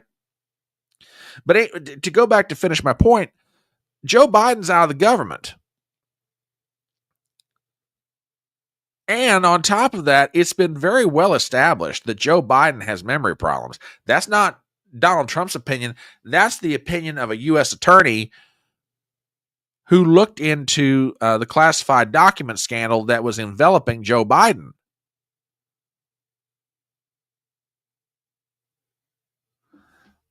I'm sorry. If Biden can't remember what the heck is in front of him, he should not have access to classified documents. Just pull it. I agree with what Trump did here. Yeah, it's a ballsy move, and I agree. People are going to say, "Oh, well, you're just doing this to get even with Biden." Well, maybe. But there is a valid security reason for doing it. And not only did Trump do that, then we got this little gem. At my direction, we're going to make the Kennedy Center great again.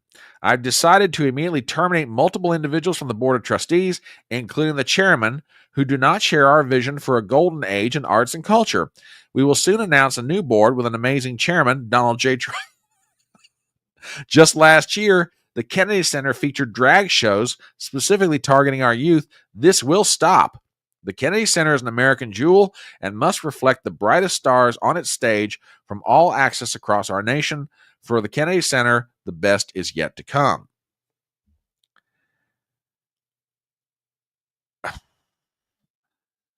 Trump is on a zero F's given rampage. And not only did he pull Joe Biden's security access, not only did he fire the chairman of the board at the Kennedy Center, then you got this one to top it all off. Trump dismisses the archivist of the United States. This is from the Hill.com article by Philippe Timotija. We have the following. President Trump dismissed the archivist of the United States, Colleen Shogan, a decision he previewed earlier before assuming office on the 20th. At the direction of Donald Trump, the archivist of the United States has been dismissed tonight. We thank Colleen Shogan for her service, said White House Director Personnel Sergio Gore in a Friday post on the social platform X, or Twitter as I like to call it. Shogun was the first woman to serve as the leader of the National Archives and Records Administration. Yep, got rid of her. She's gone. I'm telling you, Trump is on an absolute roll right now. Absolute roll.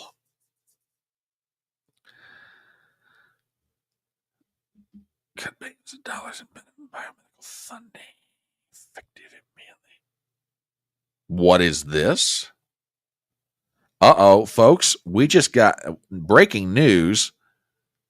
At least it may be breaking news. WWG1, I see what you just dropped in chat on the Rumble side. Let me look at this. Hang on, folks. What have we got here?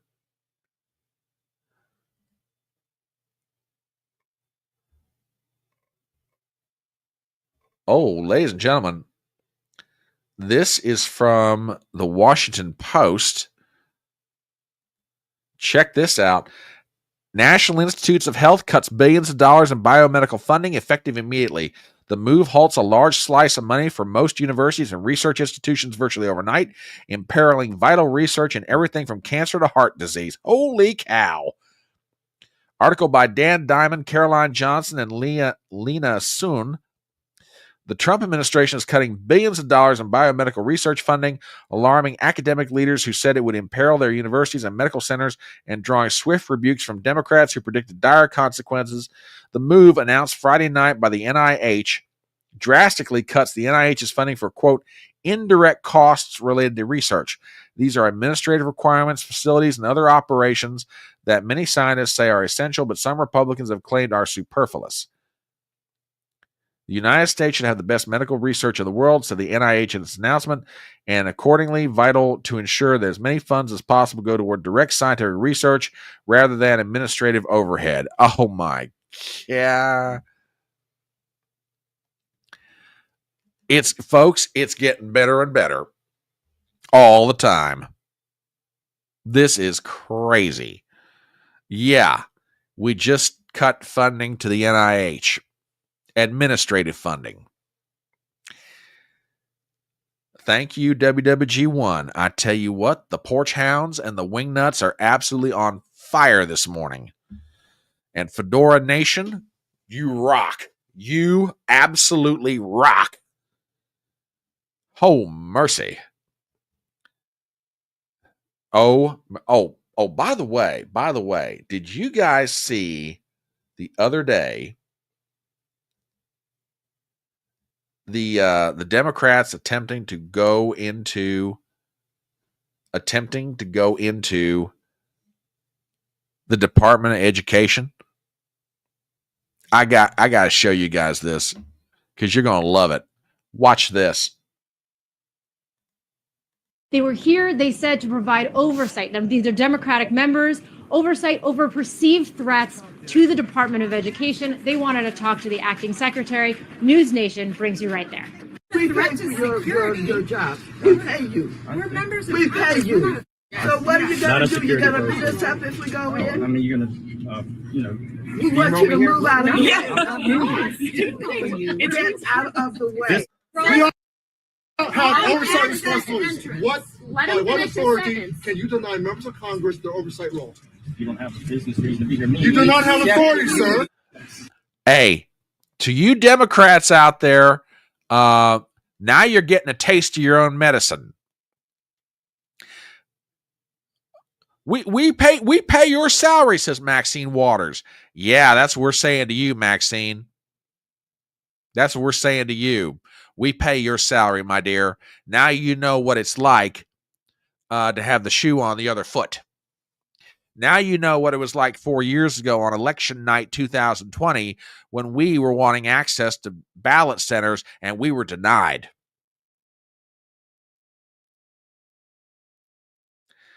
Now the Democrats are finding out what it's like to be just like everybody else. And they don't seem to like it very much.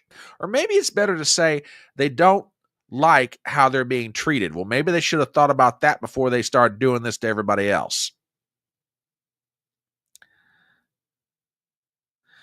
Eden's Refuge over on Rumble says, Maxine Waters, I've seen old leather handbags at Goodwill in better condition. Whew, you ain't kidding there. You ain't kidding there, Eden. Yep, you ladies are absolutely right.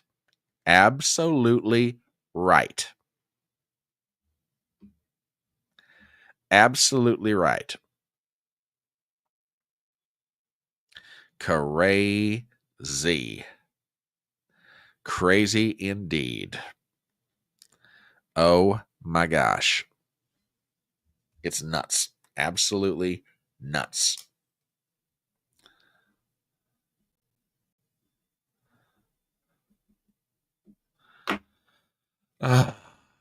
Yeah.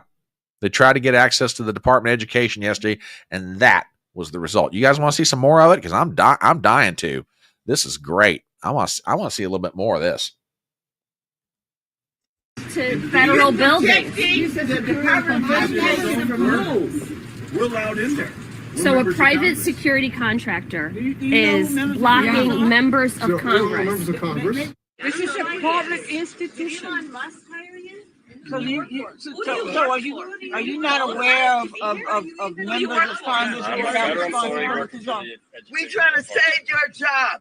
This is the beginning of full transparency of this administration. That's right. The administration that talked about they're going to open the doors to all of these things and show the American public what is going on. They won't even open the door to this building, to members of Congress. We are not posing any threat here. This man here, who is a federal employee, he told us. He's not. Are you a federal employee? No.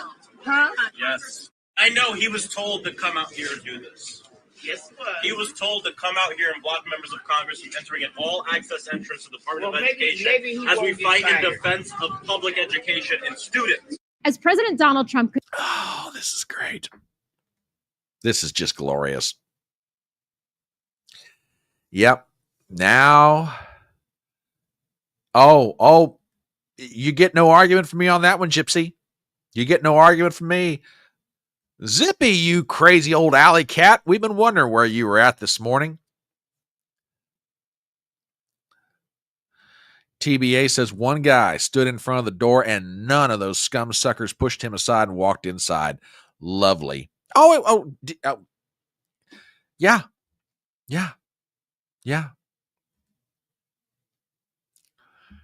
Oh, I know. This, folks, this is absolutely, from my perspective, glorious to watch. Absolutely glorious. Yeah,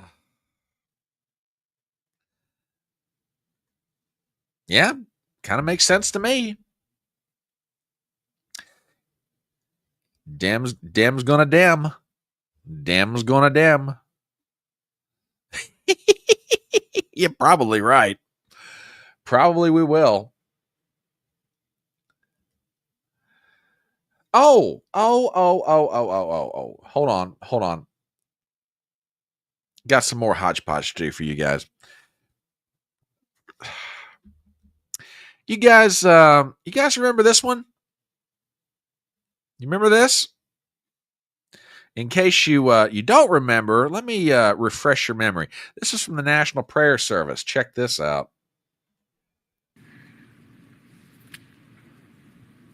Let me make one final plea, Mr. President.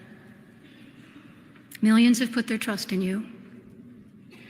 And as you told the nation yesterday, you have felt the providential hand of a loving God. In the name of our God, I ask you to have mercy upon the people in our country who are scared now.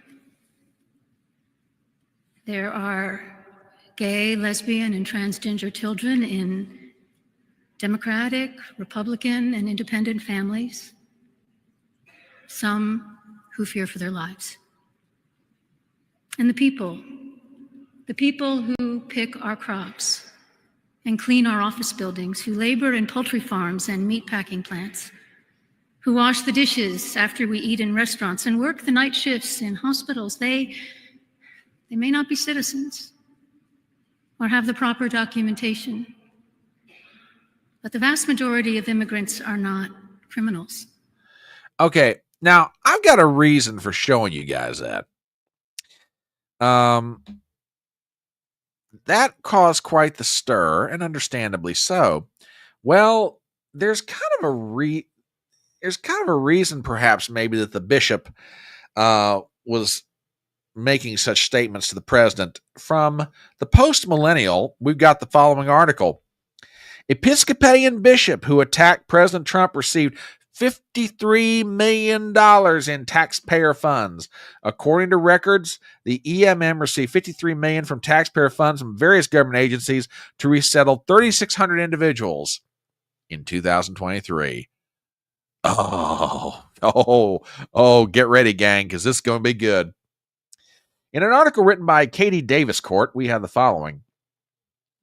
The Episcopal bishop who criticized President Donald Trump during an inaugural prayer service has come under fire after it was revealed that the church's federal contracting arm, the Episcopal Migration Ministry, received $53 million of taxpayer funds in 2023 for its migrant resettlement program. The Trump administration has temporarily paused these programs for evaluation. According to records, the Episcopal Migration Ministry received $53 million from various government programs to resettle 3,600 individuals in 2023, the New York Post reported. Budget figures from 2024 are not yet available. However, the EMM sponsored 6,400 individuals in 2024 across 48 countries, including Afghanistan, the Democratic Republic of Congo, Vietnam, and others. Since EMM has limited lobbying power, the Episcopal Church, a separate legal entity, advocates for additional programs that benefit EMM in Washington, D.C., the outlet said. A 2012 Government Accountability Office report states that funding is based on the number of refugees they serve, so affiliates have an incentive to maintain or increase the number of refugees they resettle each year rather than allowing the number to decrease. Because the federal funding the church receives for its settlement programs, Episcopal Bishop Marianne Boudet has been accused of delivering a self-serving sermon when she chose to target the president about his administration's immigration policies in the prayer service. These refugee settlement programs are under evaluation for abuse from the system.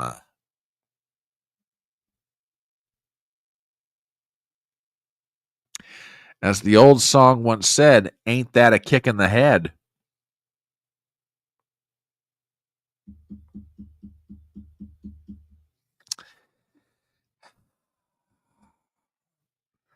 Folks, get ready. The next 4 years are going to shine a spotlight on so much stuff.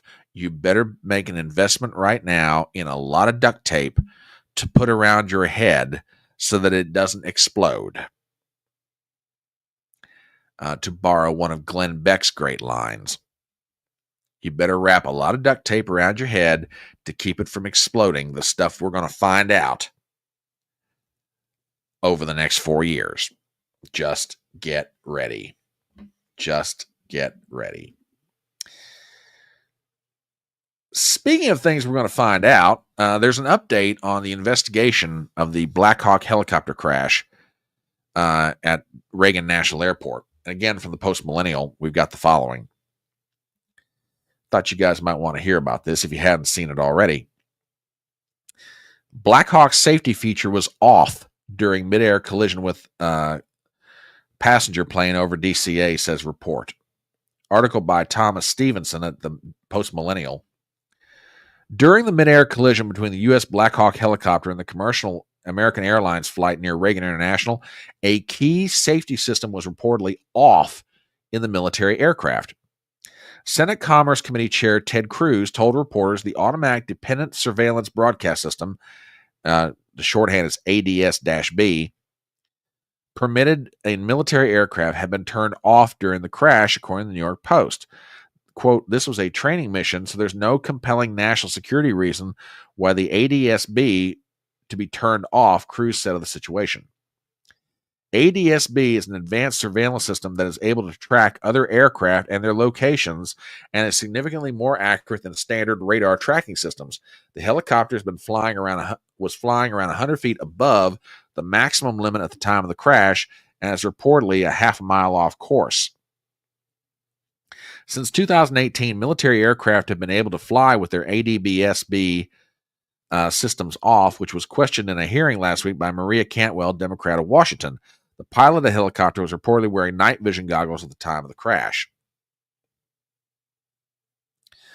So, okay. See, yeah. So that's apparently what happened. WWG1 over on Rumble says those systems should never be shut off. There's no reason for them to be. And that's the question that I've got. And this is for WWG1 and for everybody else. I mean, yeah, this may be a training flight, and I get that. But I think Ted Cruz of Texas has a valid point. We're at peacetime. Training exercise or not, why would this system be turned off? Well, here's a good article is BS. The ADS-B system is an on-off switch for radar. Well, okay.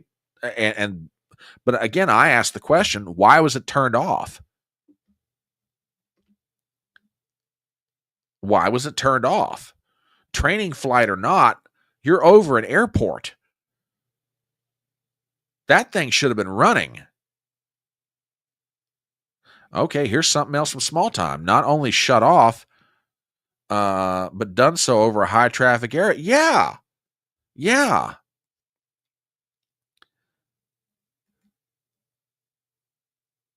I mean, again, look, regardless of what the system is, why was it shut off? I don't understand that. Read up on your continuity of government. Okay. See what I can do about that. So, yeah, there's that piece of news. Oh, speaking of Pete Hegseth, here's something that should warm your hearts for you lovers of the military out there, of which I am one, by the way. From Pete Hegseth's page, in December 2024, U.S. Army had its best recruiting number in 12 years. In January 25, Army has best recruiting number 15 years. Bottom line, America's youth want to serve under the bold and strong America First leadership of Donald Trump. So there you go. Thought you guys might want to see that little number. What else do we have by way of HodgePodge stew for you guys? Oh, somebody mentioned it much earlier in the live stream. Did you guys happen to catch the signing ceremony when Donald Trump signed the executive order banning men in women's sports?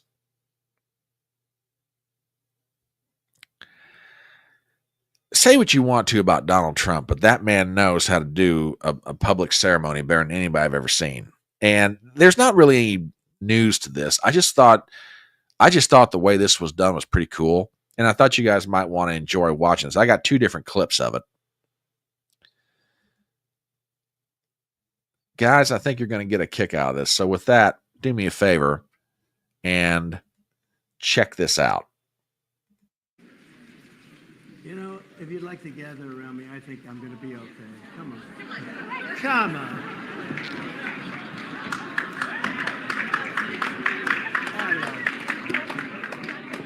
Secret Service is worried about them? If we have to worry about them, we have big problems. Okay, I'm going to take it now to another angle of that clip because from there, Trump kind of gets shut out of the picture. But the way this was done was absolutely amazing. And I think you guys will get a kick out of watching the rest of this. So with that, here you go.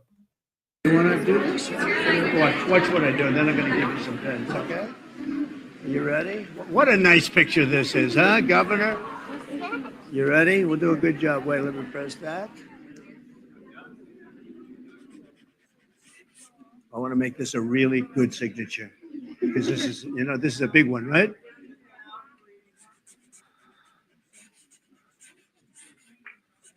Oh, I think we have a 10. We have a 10. God bless you, Mr. President.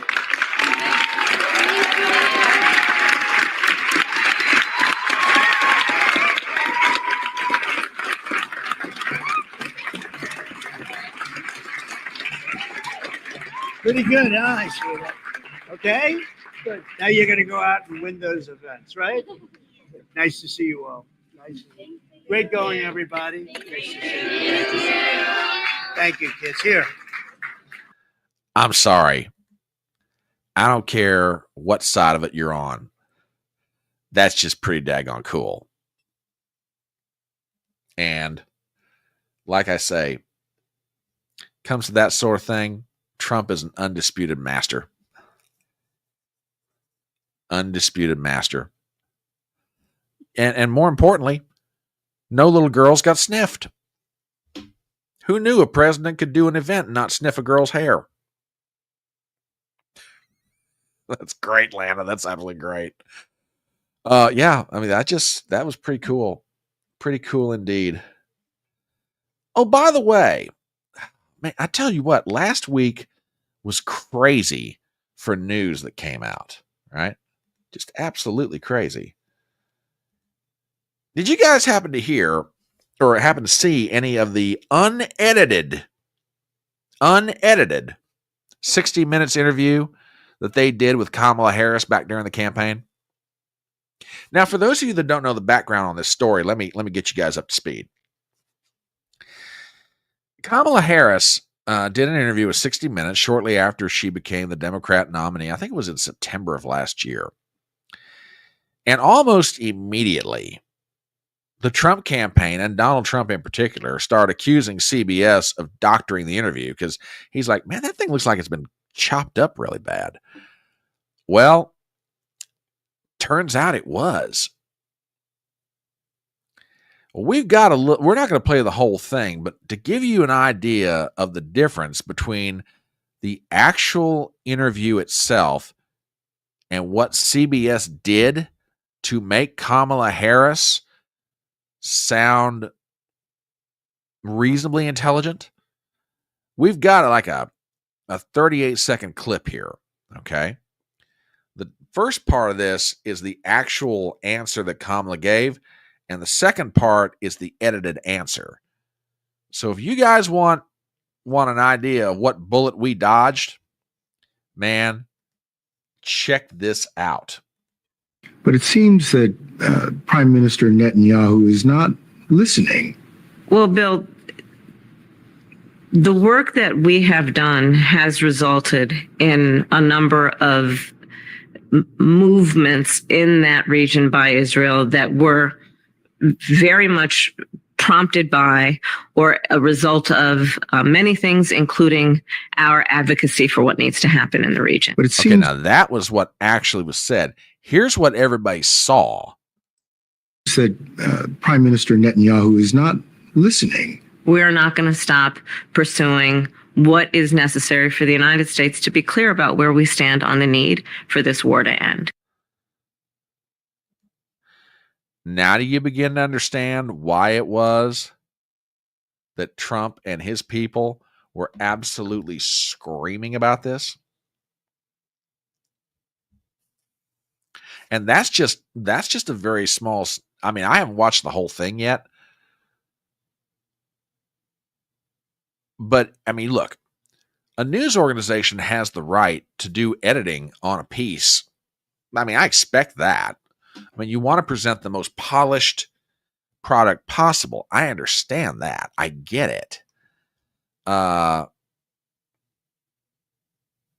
But what they did versus actually what she said, that went beyond just polishing and editing, okay? That went to, we're going to alter her answers to make her sound smarter or better than what she actually was. Courtney, I don't disagree with you, dear. You're absolutely right. Neither answer was particularly coherent. But the first one was even worse. And if the American people had seen that, I mean, everybody talks about Brett Baer's interview being the one that really did her in. Okay, maybe that's the case. But I could make an argument if the American people had seen the unedited 60 Minutes interview, which we're just now getting, and we're only getting, by the way, because Donald Trump sued CBS News, and the lawsuit's still ongoing, by the way, sued CBS News for $10 billion. If everybody had seen that,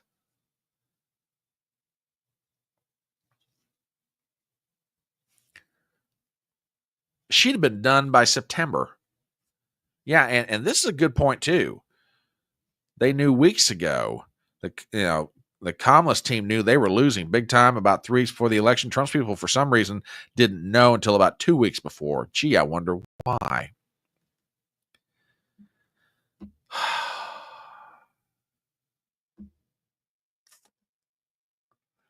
Unbelievable.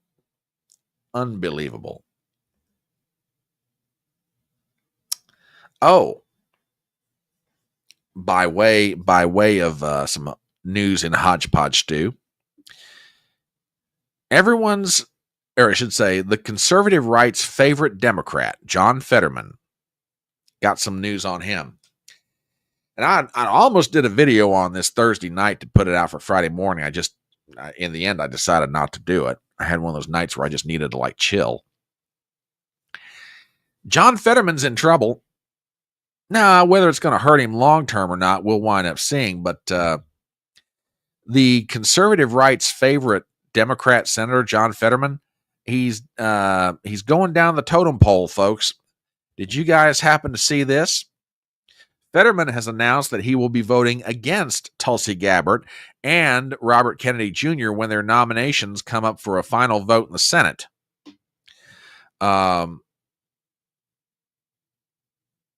Now, he's in Pennsylvania. Pennsylvania is a state that's changing politically slowly but surely over time. It's moving further and further to the right.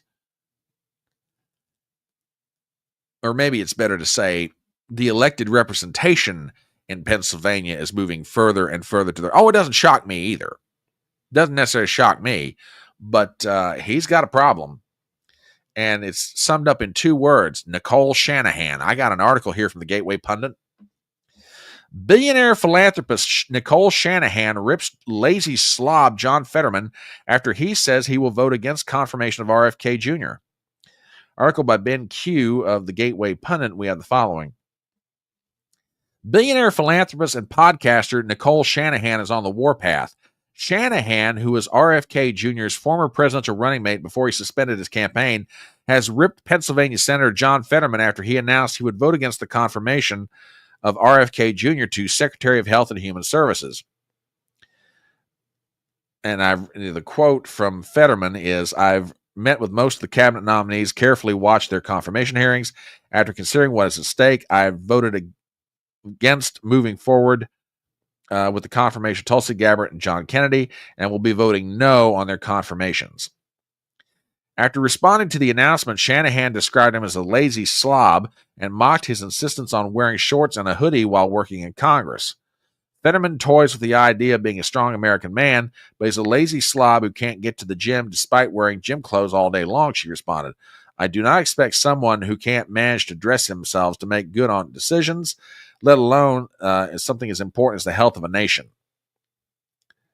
Shanahan had similar words for Senator Raphael Warnock after he recently confirmed he would not be voting for RFK Jr. Man, do I regret ever helping you.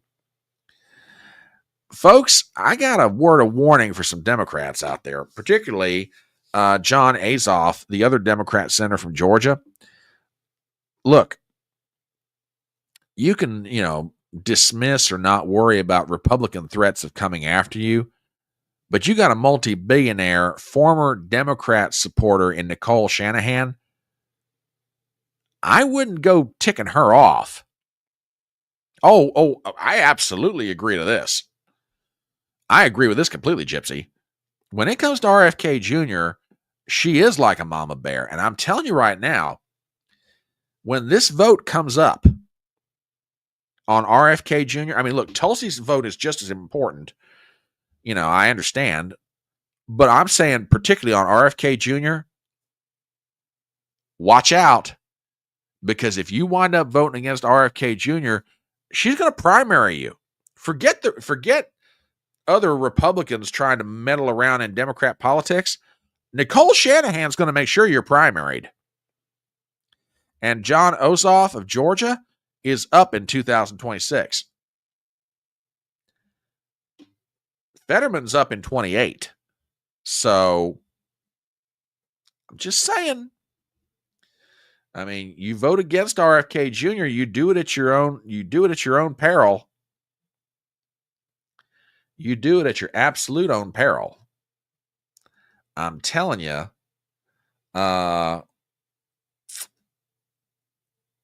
you got problems here. Hang on a minute. Eden's Refuge just dropped in something on the Rumble side. What is this? What do we got here?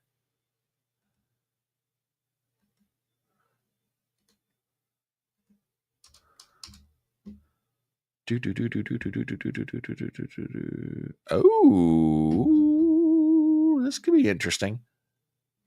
This could be very interesting. Hang on a minute. Let me pop this up here, make it a little bit bigger for everybody. Eden's Refuge over on the Rumble side just dropped me something. And this is definitely, agreed.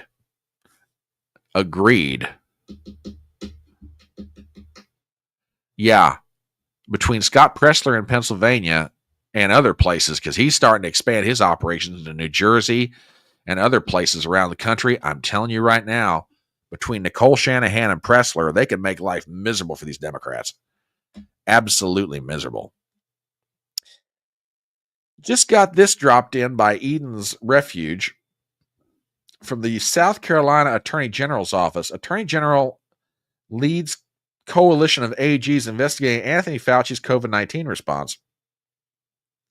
South Carolina Attorney General Alan Wilson is leading a coalition of states' attorney generals in an investigation of Dr. Anthony Fauci's role in the COVID-19 pandemic response, demanding accountability for alleged mismanagement, misleading statements, and suppression of scientific debate.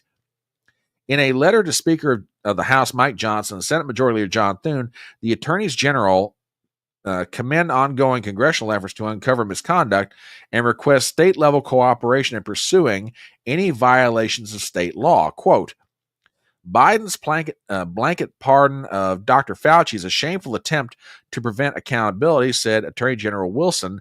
If any of these findings indicate violations of state law, we are prepared to take appropriate action to ensure justice is served. The letter follows the release of the House Select Subcommittee on the Coronavirus Pandemic Final Report, which details widespread failures and potential misconduct by high-ranking government officials, including Dr. Fauci. The report highlights misleading public statements regarding COVID-19's origins, mismanagement of national institutes of funding, and efforts to suppress scientific discussions about vaccine risk. Ooh.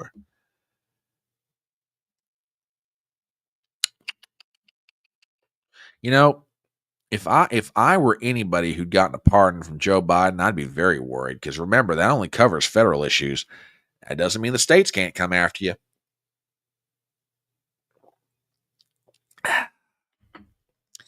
Just saying.